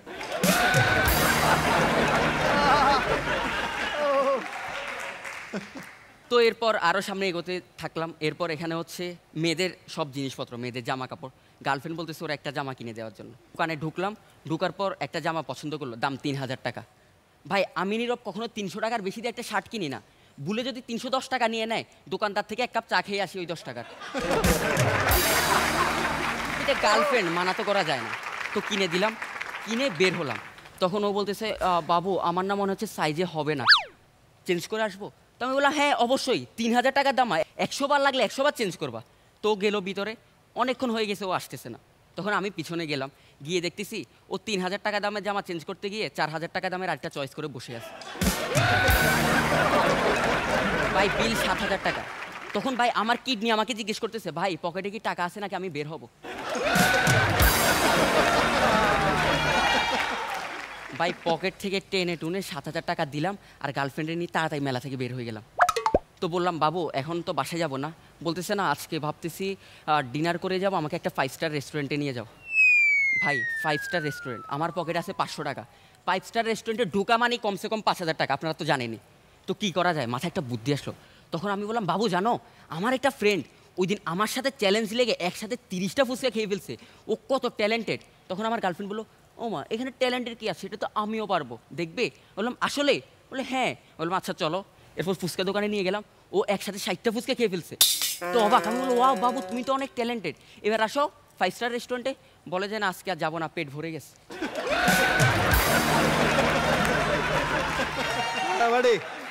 দেখছেন আমিন ভাই 5,000 টাকার কেস 300 টাকা দিয়ে সারাই দিস। তো মোরাল অফ দ্য স্টোরি কি? মেয়েদের সাথে যখন বের হবেন যদি 3টা ম্যাজিক্যাল ওয়ার্ড বলতে পারেন ওরা অনেক বেশি খুশি হয়ে যাবে। কোনটা সেটা? কি ভাবছেন? I love you? না, যাও কিনে নাও।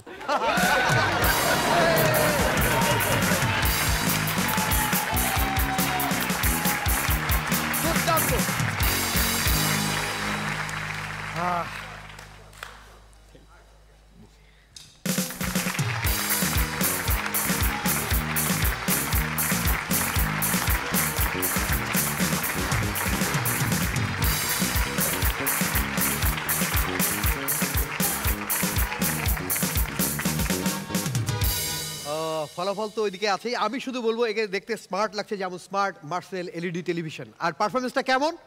ঠিক মার্সেল এলইডি টেলিভিশনের ফুল এইচডি যে স্ক্রিন যেমন ঝকঝকে তকতকে, তেমনি ওর পারফরমেন্স। একটা জোরে হাততালি।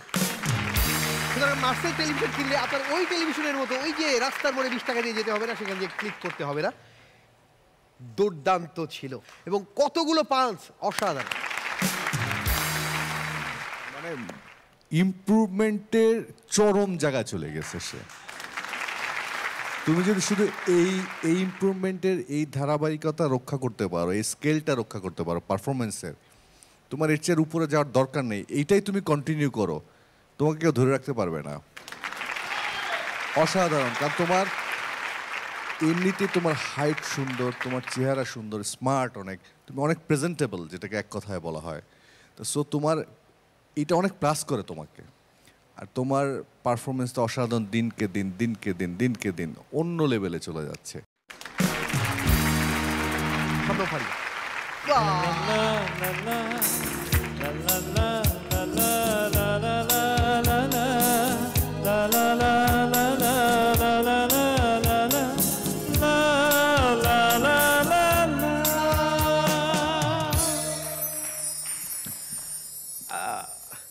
জানি না মেন্টররা কি করছে, লাস্ট 2টা রাউন্ডে নীরব এত ভালো করছে, খুব ভালো। নীরব, তুমি এখান থেকে যা শিখছো এটা তো তোমার সারা জীবন থাকবেই, কিন্তু আমি খুব কম মানুষকে এত অল্প সময়ে এইরকম ট্রিমেন্ডাস ইমপ্রুভ করতে দেখেছি। খুব ভালো। তুষার খান, খুব সুন্দর মালা গাথা ছিল তোমার পারফরমেন্সে, অনেক ভালো ছিল নীরব, অনেক ভালো। ওকে ভাই, আপনাকে বলতে হবে এই নোয়াখালীকে বরিশালের হাবু ভাই বলবে এবার হবে। ও তো নোয়াখালীর না, সে তো ফেনী না, বলছো না? না, নোয়াখালী সোনাইমুড়ি থেকে। সোনাইমুড়ি? কাবিলাদের ওখান থেকে আসছো? হ্যাঁ, তুমি কি কাবিলাকে চেনো? জি, কাবিলাকে চেনো? অবশ্যই। তাকে সারা বাংলাদেশে সবাই। আমার আপাকে চেনো? কেডা বলো তো আমার আপা? Police chairman. হাই যাক, তোমার মানে তুমি যেভাবে বলতেছিলা না, তোমার সবচেয়ে বড় গুণটা কি জানো? তোমার দিকে যেন সবাই মনোযোগ দিয়ে থাকে। তোমার যে একটার পর একটা কন্টেন্ট আসতেছে এবং প্রত্যেকটার সাথে যে প্রত্যেকটা সিং করা, তোমার যে টপিকটা নিছো যে মেলায় যাওয়া গার্লফ্রেন্ডকে নিয়ে, কয়টা গার্লফ্রেন্ড আছে তোমার? একটাও নাই। এখনো হয় নাই? ওই আপনার মতোই একটাও নাই, এটা বলা। ও চালাক, মিথ্যা কথা বলো কেন? কয়টা সত্যি করে বলো? আসলেই নাই। তো তুমি এই গার্লফ্রেন্ডের গল্প পাইলা কেমনে? এমনিতে সবারটা দেখে যাচ্ছি। সবারটা কাটটা দেখছো? এখানে কেউ আছে? এখন তো রাস্তায় বের হলে সবারটা দেখা যায়। সবারটা দেখা যায়। হিংসা লাগে নাকি? সুপার সুপার, মানে আমি আসলে বলার আমার কোনো ভাষা নেই, কারণ তুষার ভাই বলে ফেলছে। ফারিয়া তো তোমাকে হাট দেখা বলছে, যদিও মানে কিভাবে দিবে জানি না। ওই আর কি, শুধু আর ওই মেয়েরা শুধু দেখায় ওইটুকুই। কেন এরকম কয়টা পাইছো তুমি? রনি কয়টা পাইছে? আমি শুধু এরকম দেখে যাই ভাই, বিশ্বাস করে এরকম শক্ত বুকে নিতে চায় না। তুমি এইভাবে গেলে তো দিবে না। যাক, আমিন ভাইও যা বলছে, মানে তোমাদের তো আমি আজকে প্রথম দেখলাম, সুপার। মানে আর বলার কিছু নাই আমার, মানে অনেক বেশি অনেক বেশি। এটা ধরে রাখো, ধরে রাখো। মেন্টরকেও থ্যাঙ্কস, কারণ মেন্টর তোমাকে অনেক কিছু শিখাইছে। ওকে, ভালো থাকো। একটা জোরে হাততালি। Thank you.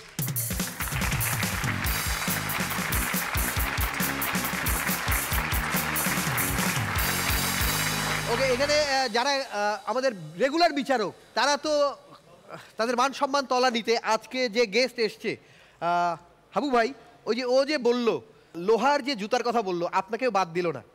বাড়িতে এই পরিবেশ তো না, না বাড়িতে থাকেই তো কম। আপনাদের জন্য আরো অনেক আয়োজন আছে, আমাদেরও লোক আছে আরো এন্টারটেইন করবার জন্য। খাওয়া দাওয়া আছে নাকি? হ্যাঁ হ্যাঁ, সব হবে সব হবে। মানে কি হবে এবার? এমন জিনিস খাওয়াবো না, মানে আগে একটু দেখেন যে ঝাল না মিষ্টি? ঝাল মিষ্টি দুইটা একসাথে হবে, একটা ঝাল একটা মিষ্টি, মানে টক ঝাল মিষ্টি এইরকমই হবে, সসের মতো টেস্ট একবারে হবে। তাই? হ্যাঁ, দেখি কি খেতে পছন্দ করে শুধু বলেন। ওই যে তুমি তো বললাই ওকে, টক ঝাল মিষ্টি সসের মতো। সসের মতো, সসের মতো আসবে এবার বস, এবারে বস একজন হৃদয় জয় করা, জাহিদুল ইসলাম হৃদয়। তার বাবার নাম শাহাবুদ্দিন আর মায়ের নাম মরিয়ম। আরেকটা ইনফরমেশন কি জানি, শবনম ফারিয়া সিঙ্গেল। হ্যাঁ, এই ইনফরমেশনটা খুব কাজে দিচ্ছে। হ্যাঁ, ওকে, তার সাথে আরো একটা, মানে বলে একাই 100, কিন্তু আরো 100 তার সাথে যোগ হয়েছে। আমিন ভাই যাকে খুব মিস করছে, একটা হেলিকপ্টার নিয়ে চলে আসবে সে। মোহাম্মদ রিয়াজউদ্দিন, দুজন একসাথে, একজন জয় করবে আর একজন আসবে এই জাইন ক্যান আসবে, ক্যান ক্যান ক্যান, দুজন একসাথে আসছে।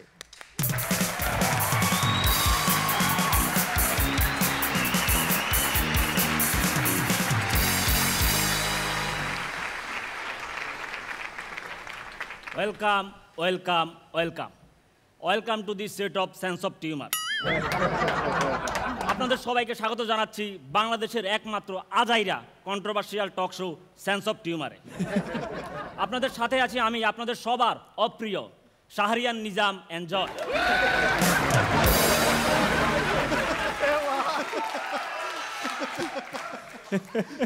আমার শোয়ের প্রধান লক্ষ্য হচ্ছে শোটা যেন আমি নিজে এনজয় করি। মানুষের কেমন লাগলো এটা আমার দেখার বিষয় না। আপনারা দেখতে পাচ্ছেন আমার শোয়ে কোনো বসার ব্যবস্থা নাই, কারণ যে শোয়ের ডিরেক্টর জাহাঙ্গীর ভাই, সেখানে বসার ব্যবস্থা না থাকাটাই স্বাভাবিক। যে অবস্থা চলতেছে, সামনে হয়তো হোস্টও থাকবে না, গেস্ট নিজে নিজের ইন্টারভিউ নিতে হবে। কথা বাড়াবো না, ডেকে নেব আমি আমার আজকের গেস্টকে, যার জন্ম হয়েছে ডিগবাজি দিয়ে।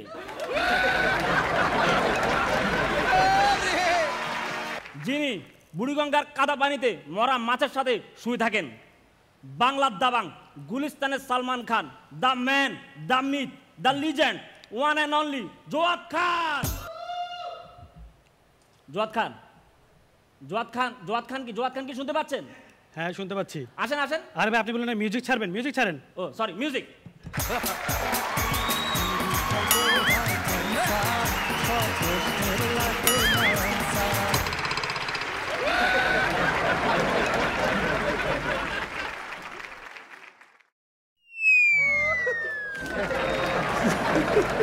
ব্যথা পান নাই তো? আরে না, এটাই আমার স্টাইল। না, আমি ফ্লোরকে জিজ্ঞেস করছি। আরে এনজয় ভাই, আপনিও না, আপনিও না। আপনি শুনলে অবাক হবেন যে আমার অনেক ফিট মনে হচ্ছে না? সব চর্বি, ব্যথা লাগে না। তাই বলি, তাই বলি। তো স্বাগতম, স্বাগতম আমার সেন্স অফ টিউমারে। অনেকদিন পর আমার শুতে আসলে কেমন লাগছে? অনেকদিন হয়েছে। কি হয়েছে? আমরা দুজন তো কাজকর্ম না থাকলেও মানুষের মুখে মুখে ট্রেন্ডিংয়ে থাকি। আপনি সবসময় ডিগবাজি দিয়ে থাকেন। আর আপনি চাপাবাজি। আপনি কথা শিখে গেছেন। শিখতে হয় ভাই, ইন্ডাস্ট্রিতে টিকে থাকতে হলে কথা শিখতে হয়। না, আমি খেয়াল করছি জোয়াদ ভাই, আপনার লাস্ট কয়েকটা ইন্টারভিউ আমি দেখছি, যেখানে আপনার উত্তরগুলো ছিল খুবই নিপুণ, খুবই নিপুণভাবে আপনি উত্তর দিয়েছেন। এই নিপুণ উত্তর দেওয়ার পেছনে রহস্য কি? সেলিম, সেলিম, সেলিম আমার manager Selim.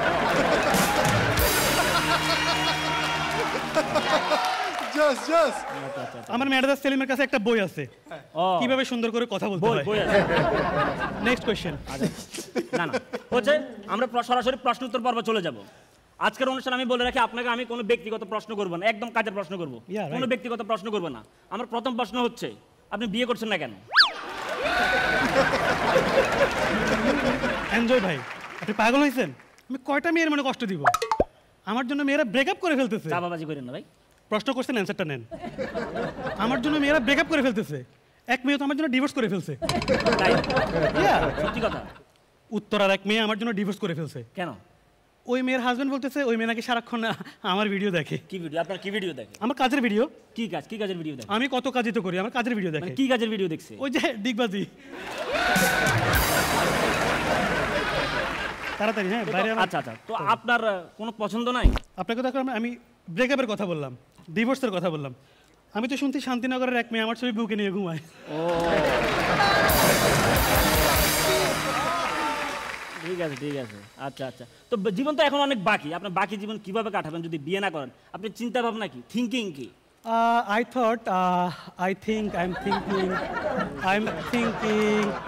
I am thinking parts of speech.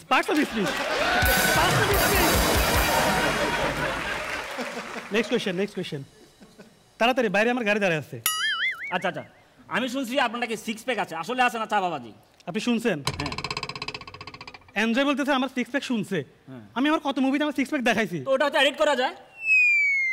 Edit আমি আজকে শোতেও সিক্স প্যাক নিয়ে আসছি। দেখেন, সবার দেখেন। এখন দেখানো যাবে না, কারণ শোতে আমি সিক্স প্যাক নিয়ে আসছি। তুষার ভাইয়ের সাথে দেখা হয়েছে, এখন আর প্যাক 5টা।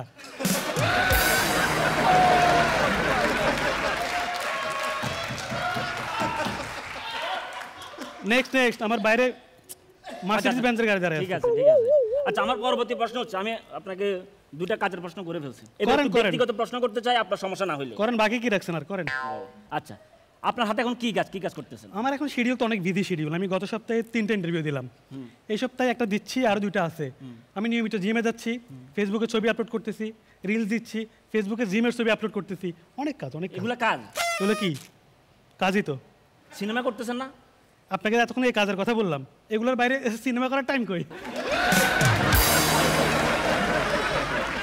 আপনার কি মনে আছে আপনার শেষ সিনেমা কবে করছেন? আমি তো রেগুলার সিনেমা করছি। শেষ সিনেমা কবে করছেন আপনি? এই তো কিছুদিন আগে একটা সিনেমা। কিছুদিন আগে কবে? এই যে সমসাময়িক একটা মুভি করলাম। কবে, কয়দিন আগে করছেন? 10 বছর আগে। 10 বছর। তাহলে 10 বছর ধরে আপনার মাথা ঠিক নাই। কি বললেন এনজয় ভাই? না, কি বললেন? না, কিছু বলেন। খুব তো কোশ্চেন করতেছেন। আপনি তো একজন ভালো অভিনেতা ছিলেন। আপনার লাস্ট মুভি কবে করছেন? অনেকদিন হয়েছে। কতদিন একটু শুনি? অনেকদিন হয়ে গেছে। বলেন না, আপনি দর্শকের সামনে একটু বলেন শুনি। অনেকদিন হয়ে গেছে। কতদিন? 2 মাস। ভাই পারেন না আপনি, অনেক ফানি। Next question. আচ্ছা, আপনার ছোটবেলায় কেমন ছিল? আপনি ছোটবেলায় কেমন ছিলেন? আপনারা জানলে অবাক হবেন যে ছোটবেলায় আমি যার গর্ভে জন্মগ্রহণ করেছি উনি একটা মহিলা।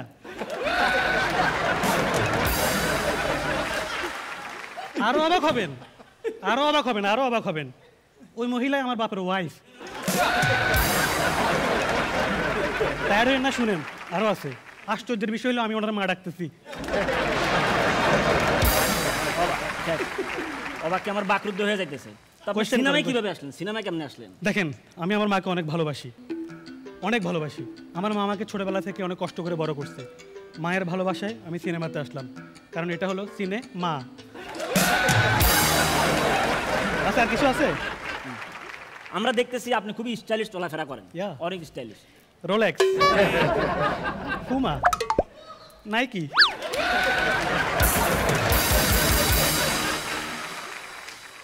আচ্ছা, আমরা দেখতেছি আপনি অনেক স্টাইলিশ চলাফেরা করেন, ব্র্যান্ডের জামা কাপড় পরেন, ট্যুরে যান রেগুলার, কিন্তু আপনি যে কাজ করেন মনে হয় না সেটা দিয়ে এই এক্সপেন্স কাভার হয়। আপনার আসলে ইনকাম সোর্সটা কি? আসলে কালা টাকা টুকা আছে নাকি? কোনো সমস্যা জোয়াদ ভাই? একটু আমি আনইজি ফিল করছি, একটু ওয়েট। কোনো সমস্যা জোয়াদ ভাই? পানি পানি, প্রোডাকশন পানি। না না না, আমার একটু রোলেক্সটা ধরেন। হ্যাঁ হ্যাঁ, পানি।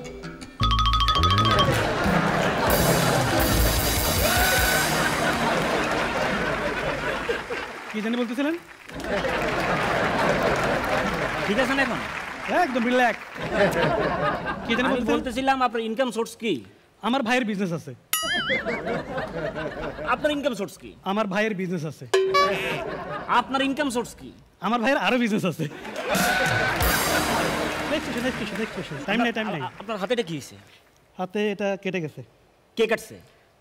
I didn't cut this. Hijacker cut this.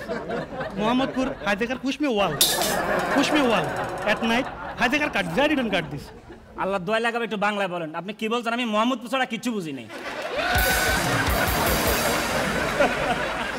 এরকম করলে শো চলে? এগুলো করে জমি পাবেন আপনি?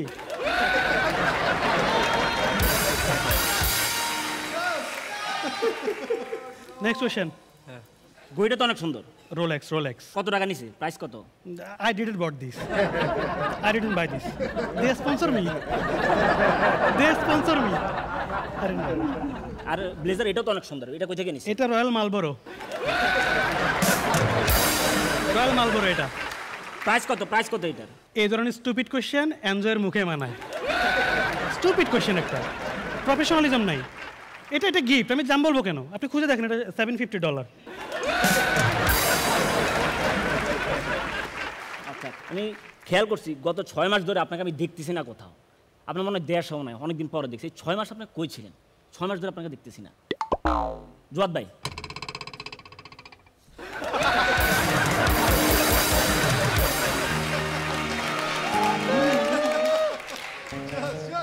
কি জানি বলতেছিলেন? ঠিক আছে না? Relax, relax. কি জানি বলতেছিলেন? আমি বলতেছি আপনি গত 6 মাস ধরে কই ছিলেন? দেখিনি আপনারে। শুনেন এনজয় ভাই, সব প্রশ্নের থাকে না অ্যান্সার, বিড়ি খাইলে হয় ক্যান্সার। আপনাকে একটা কোশ্চেন করি, আপনি যা কোশ্চেন করতেছেন আমাকে, হ্যাঁ আপনি ইন্টারভিউর হোস্ট, আমি আপনাকে একটা কোশ্চেন করি। আপনি গত 6 মাস কোথায় ছিলেন? অ্যান্সার করেন, চুপ থেকে আপনি কোথায় ছিলেন? আপনি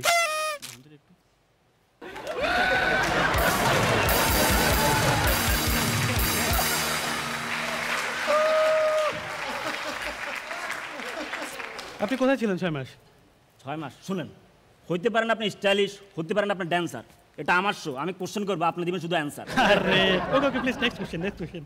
আপনি তো অনেকবার সহসভাপতি হয়েছেন ঢালিউডের, তো ঢালিউড নিয়ে আপনার সামনের প্ল্যান কি? ঢালিউডকে আপনি কই দেখতে চান? আমি ঢালিউডকে হলিউডের উপরে নিয়ে যেতে চাই। এটা বন্ধ করেন কিভাবে? এটা সম্ভব? অফকোর্স সম্ভব। কিভাবে? আপনি তো এটা জানলে অবাক হবেন না যে আমি প্রায় নিউ ইয়র্ক যাই। আচ্ছা, আমি নিউ ইয়র্ক যাই, এটা নিয়ে অবাক হওয়ার কিছু নাই। তবে আপনি জানলে অবাক হবেন যে ওখানে হলিউডের মেয়েরা আমাকে পছন্দ করে। তোরা কি পাগল? না না, আমার জন্য পাগল। তবে আপনারা জানলে আরো অবাক হবেন, ওখানে হলিউডের এক মেয়ের সাথে আমার রিলেশন হয়েছে। যদি একবার ওই মেয়েকে আমি বিয়ে করতে পারি, তাহলে তো ঢালিউড অটোমেটিক হলিউডের উপরেই।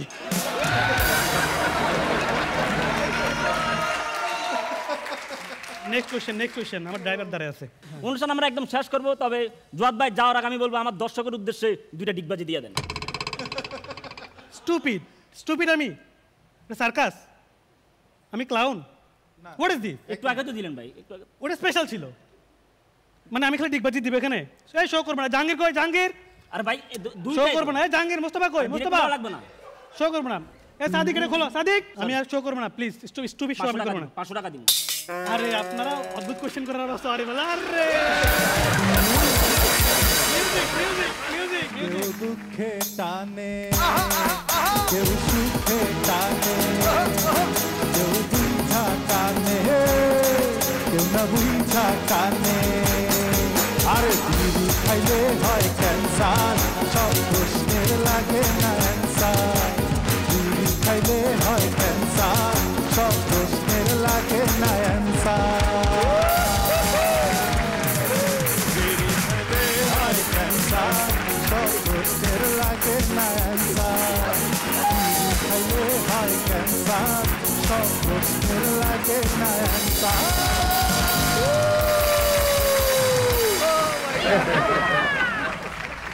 আমার বেলমন্টের প্যান্টটা ছিঁড়ে গেছে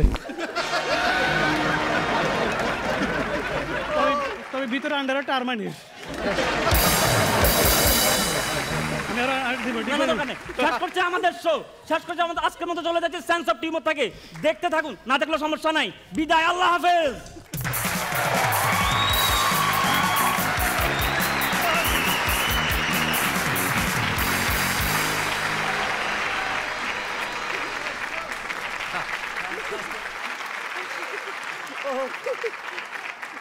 Oh my God. Okay. আমার মনে হয় যে কি বলবে বলার মনে হয় আমার মনে হয় সব বলা শেষ। তারপরেও আমিন ভাই একটু আচ্ছা সবার শুরুতে হাবু ভাই ভাবছে যে এটা কি করে সামাল দেবে বা এই হতে পারে এই হয় এই শোয়ে। তাই তো দেখলাম। জোয়াদ খান, হ্যাঁ হাবু ভাই কি অবস্থা? খুব ভালো। আপনার গলার চেনটা কিসের? এটা এটা এটা লাকি স্ট্রাইক।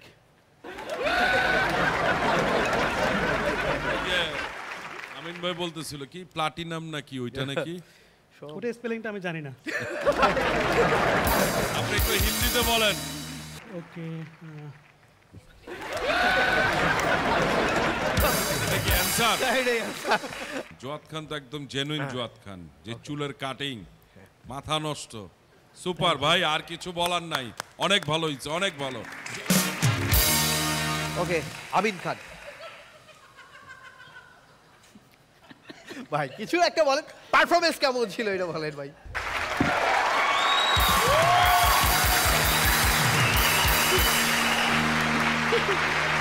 ওকে আমি একটা কাজের প্রশ্ন করতে চাই। পার্সোনাল প্রশ্ন আমি করি না, একদম কাজের প্রশ্ন একটা করতে চাই। আপনার স্যালারি কত? ওকে আমি কি ডিগবাজি দিব? সবচেয়ে যিনি খুশি হয়েছে শবনম ফারিয়া, যিনি বালিশ বুকে নিয়ে ঘুমান, শান্তিনগরে শান্তি খুঁজে পান। মানে হিউমার কোন লেভেল হইতে পারে, মানুষের ক্যারেক্টার থেকে কোথার থেকে হাসির এলিমেন্টস নিয়ে আসতে পারে, মানে এটা চিন্তার বাইরে। এবং আমাদের এই স্টেজে যে ৩-৪ জন মানে সুপারস্টার পারফর্মার হয়ে গেছে অলরেডি, তাদের মধ্যে 2 জনেরা, এবং এই 2 জন যখন একসাথে মুভ করছে, বিশেষ করে আমরা নিজেরা অবাক ছিলাম কি হয় 2 জনের। মনে হচ্ছে এই পারফরমেন্সটা যেটা আরও আধা ঘন্টা চলতো, আরও আধা ঘন্টা আমরা হাসতাম। ট্রুলি পুরো ব্যথা হয়ে গেছে আমার এই পাশে, কালো ব্যথা হয়ে গেছে, কথা বেরোচ্ছে না, ক্ষুধা লেগে গেছে আস্তে আস্তে রীতিমতো। এটাই হলো একটা পারফর্মারের কারিশমা, যে তার পারফরমেন্স দেখে। এবং সত্যি বলি 2 জনকে স্যালুট জানাই, এবং আমাদের নিজেদের এখন প্রাউড ফিল হচ্ছে এদের দেখে, যে আমরা হয়তো কিছুটা হইলেও এদের ইমপ্রুভমেন্টে সহযোগিতা করতে পেরেছি, কিছুটা। ওদের পারফরমেন্সের বিল্ড আপে 100% ওদের অবদান, আমরা হয়তো 1% অবদান রাখতে পেরেছি। ওদের নিজস্ব ট্যালেন্ট ছাড়া এটা সম্ভব হতো না। অসম্ভব সুন্দর, অসম্ভব সুন্দর, অসম্ভব সুন্দর ছিল।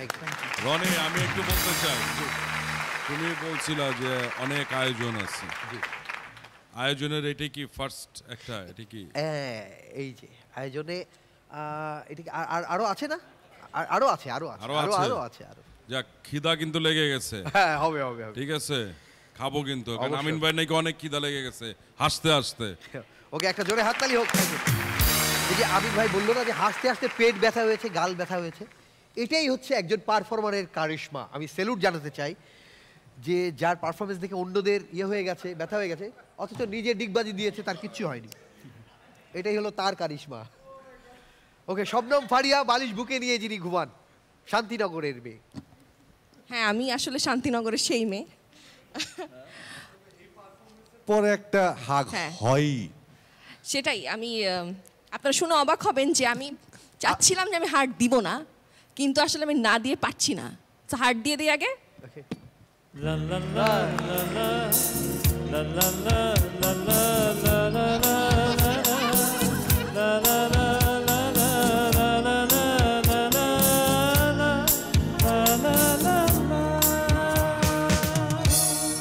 ওকে, শবনম ফারিয়া শেষ পর্যন্ত কিন্তু এইখানে হার্টটা দিল, এইখানে। ঠিক আছে, আমি যখন আজকে এসেই যখন নামগুলো দেখি, আমি তো নামগুলো দেখি কে কে পারফর্ম করছে। আমি এর আগের এপিসোডেও হচ্ছে দুজনের নাম দেখে আমি বলেছিলাম যে আমি দেখতে চাই এই দুজন কি পারফর্ম করে। আর এইটা যখন এসছে তখন আমি তুষার ভাইকে বললাম যে তুষার ভাই, এই দুইটা জিনিস কি পারফর্ম করে আমি দেখতে চাই। এবং ওরা যখন স্টেজে আসছে, নাম ডাক হলো, তখন আমি আগে পানি খেয়ে নিয়েছি, কারণ আমি জানি ওরা আসবে এরকম হাসাবে যে গলা শুকিয়ে যাবে। So good. আপনাকেও একটা কাজের প্রশ্ন করতে চাই, কোনো পার্সোনাল প্রশ্ন আমি করবো না। আপনি বিয়ে করছেন না কেন? আমি কামিজ পরা ডিগবাজি দিতে পারবো না। না, খুব ভালো ছিল, খুব ভালো ছিল। ওরা দুজনেই তো খুব ভালো পারফর্মার, সো অ্যাজ ইউজুয়াল এটাই হওয়ার কথা ছিল আর কি। খুব ভালো।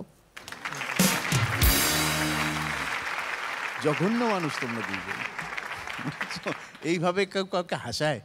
অসুস্থ হয়ে যাচ্ছিলাম আমরা, আর কিছুক্ষণ থাকলে আসলে অসুস্থ হয়ে যেতাম। অসুস্থ হলে ডিগবাজি দিবেন। আপনি যে বলছেন জঘন্য, এটা আমরা স্বীকার করে নিলাম। এক্সেলেন্ট।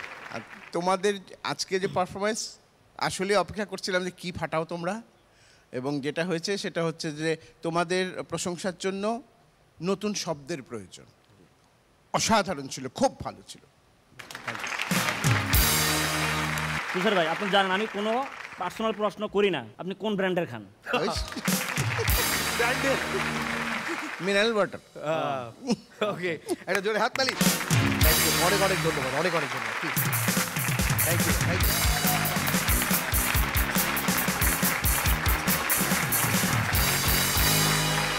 আমি প্রত্যেক পারফর্মারকে বলতে চাই যে আসলে এখানে অনেকে ভাবছে যে আমি যদি এরকম করতাম, আমি যদি এই ক্যারেক্টার করতাম, আমি যদি এটা করতাম, তাহলে আমারও হয়তো ভালো হতো। তাহলে এগুলো স্বাধীনতা পুরো আপনাদের আছে, যে আপনারা কোন চরিত্র বেছে নেবেন বা কিভাবে করবেন সেটা বেছে নেওয়ার একটা অধিকার আপনাদের আছে। অবশ্যই গ্রুমাররা জানে যে কিভাবে কোনটাই আপনাকে ভালো লাগবে বা পারবেন কিনা, সেটাও আসলে তাদের কাছ থেকে জাস্টিফাই করে নিতে হবে। তো যারা এই মার্কটা অতিক্রম করেছেন, উতরে গেছেন, সবার জন্য জোরে একটা করতালি।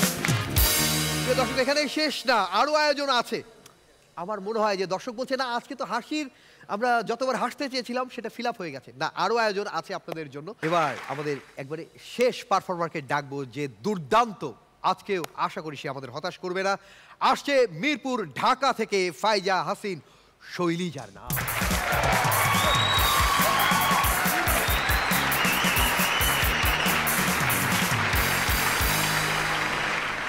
বেশিরভাগ জায়গায় গেলে সবাই আমাকে একটা প্রশ্নই করে, আপনার সমস্যাটা কি? আজকে আমি ওইটাই বলতে আসছি।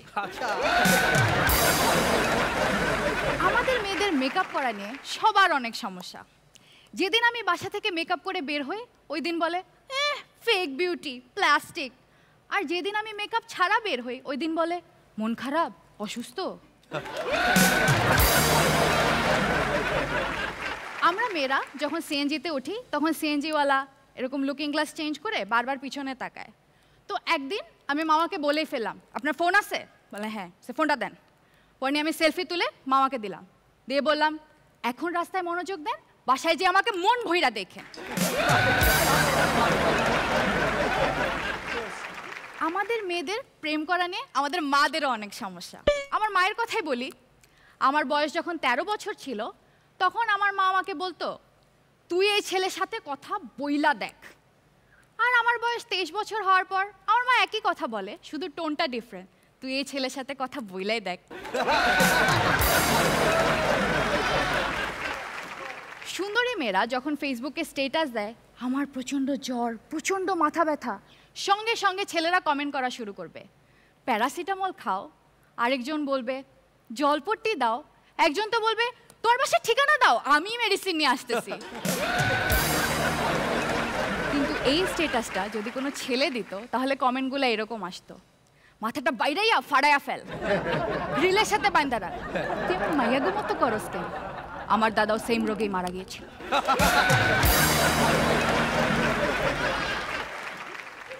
সুন্দরী মেয়েরা কোনোদিন বাসায় একা ফিরে না। আপনার কাছে মনে হতে পারে যে আপনি একা, কিন্তু আসলে না। মহল্লার মোড় থেকে কোনো এক বখাটে ছেলের 2 চোখ আপনাকে ফলো করতেছে। আমার জীবনের সবচেয়ে বড় সমস্যা হলো আমি চাই আমার বয়ফ্রেন্ড তাই চাক যা আমি চাই। আমি চাই আমার বয়ফ্রেন্ড যেন সব কিছু মন থেকে চায়, কিন্তু আমি চাই আমার বয়ফ্রেন্ড যেন কিছুই না চায়। আমার বয়ফ্রেন্ডের অস্বাভাবিক আজাইরা আবদার নিয়ে এটা নিয়ে আমার অনেক প্রবলেম। ওই দিন আমি আমার বয়ফ্রেন্ডের সাথে একটা রেস্টুরেন্টে ডেটে গেলাম। তো তখন আমার বয়ফ্রেন্ড আমারে বলল, এই দেখাও না। তখন আমি ওরে বললাম, ওয়াদা করো একটু দেখেই ডিলিট করে দিবা। আমাদের মেয়েদের হেলথ নিয়ে আমাদের আশেপাশের পাড়া প্রতিবেশী আত্মীয় স্বজন সবার অনেক সমস্যা। আমার খালা চাচি ফুপি যার সাথে দেখা হয় বলে, এই শুকাও না কেন? আরে ভাই আমি শুকাবো কেমনে? বিদেশে যেটা 0 ফিগার, আমার দেশে সেটা তোর মায় খাওন দেয় না। আবার অনেক ছেলে বলে আমার তো চিকন মেয়ে পছন্দ। ওদেরকে বলতে চাই, হ্যাঁ হাড্ডি তো কুকুরও পছন্দ করে। অনেক চেষ্টার পর আমি ওজন কমিয়েও ফেলেছিলাম, কিন্তু তাতেও আমার আশেপাশের মানুষের সমস্যা। আমার পরিচিতরা তখন বলা বলি করতেছে, মেয়েটা এত শুকনা, কিছু খায় না নাকি? আর আমার অপরিচিতরা বলতেছে, কিছু খায়টায় নাকি?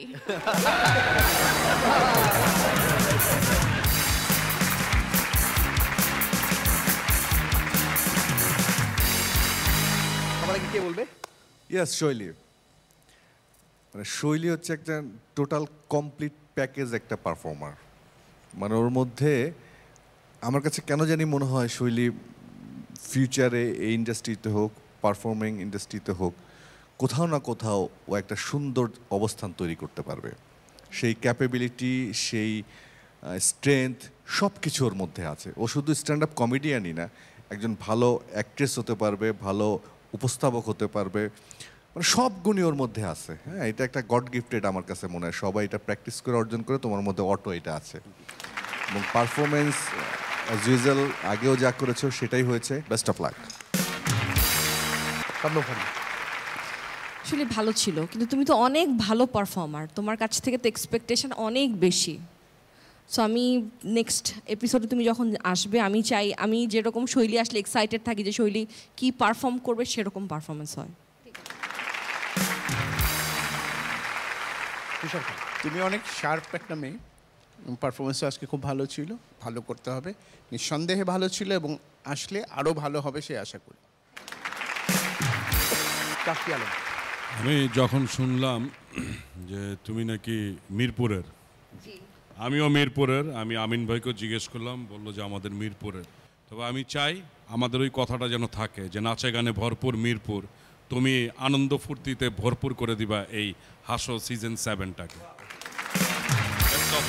ওকে, জোকস হয়েছে, ছন্দ ছিল, খালি এক লাইন হয়ে যাক, হয়ে যাক। নাচে গানে ভরপুর গাইতে গাইতে ও গাইতে থাকবে, সবাই চলে আসবো যেইটুকু সময়ের মধ্যে। ঠিক আছে, জাস্ট শুরু করো। তুমি মিরপুরের বলে দেখায় দাও। দেখায় দাও। রেডি?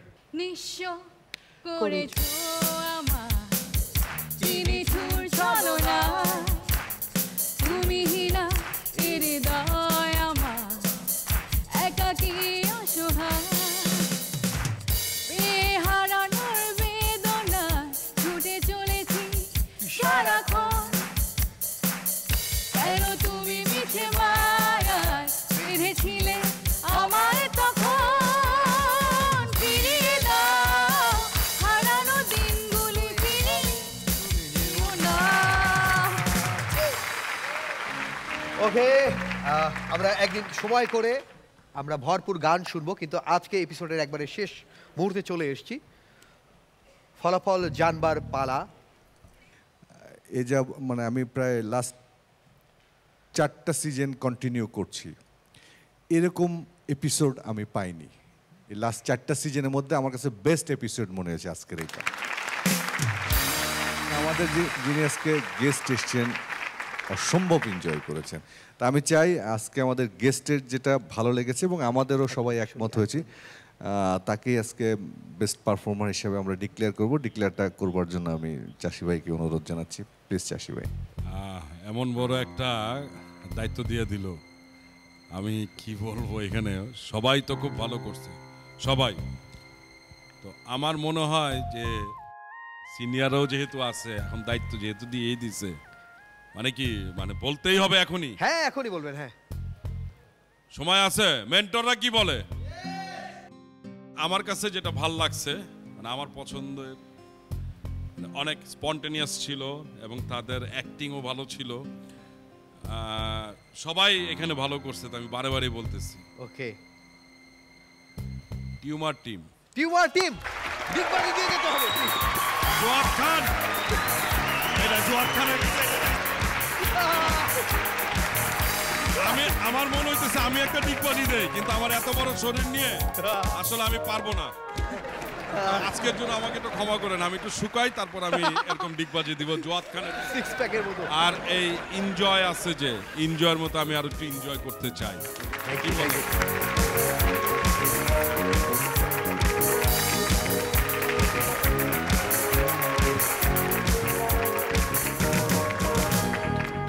এই ছিল আমাদের আজকের এপিসোড। আমাদের 3 জন রেগুলার জাজেস, সেই সাথে আমাদের অতিথি চাষি আলম, সবার জন্য জোরে একটা হাততালি হোক। প্রিয় দর্শক, আপনাদের মতো এখন আমরা অপেক্ষা করতে শুরু করেছি যে আসলে কি হতে চলেছে এই মঞ্চে। যারা সিঙ্গেল তারা ডবল কেমন করবে, বা সিঙ্গেলে কি ক্যারেক্টারে কি করতে চলেছে, সেই সাসপেন্স আমাদের কাছেও থাকে এবং আমরা অপেক্ষায় থাকি। প্রত্যেক বৃহস্পতি এবং শুক্রবার রাত ঠিক 9:30 অপেক্ষা করি আমরাও আপনাদের মতো। প্লিজ আপনাদের এই ভালোবাসা অব্যাহত থাক। আপনাদের ভালোবাসায় আমরা আরো অনেক দূর এগিয়ে যেতে চাই, আরো অনেক এপিসোড বাকি। আমাদের সঙ্গেই থাকবেন। আজকের মতো বিদায়। দেখতে থাকুন মার্সেল প্রেজেন্টস 7 আজকের মতো বিদায়।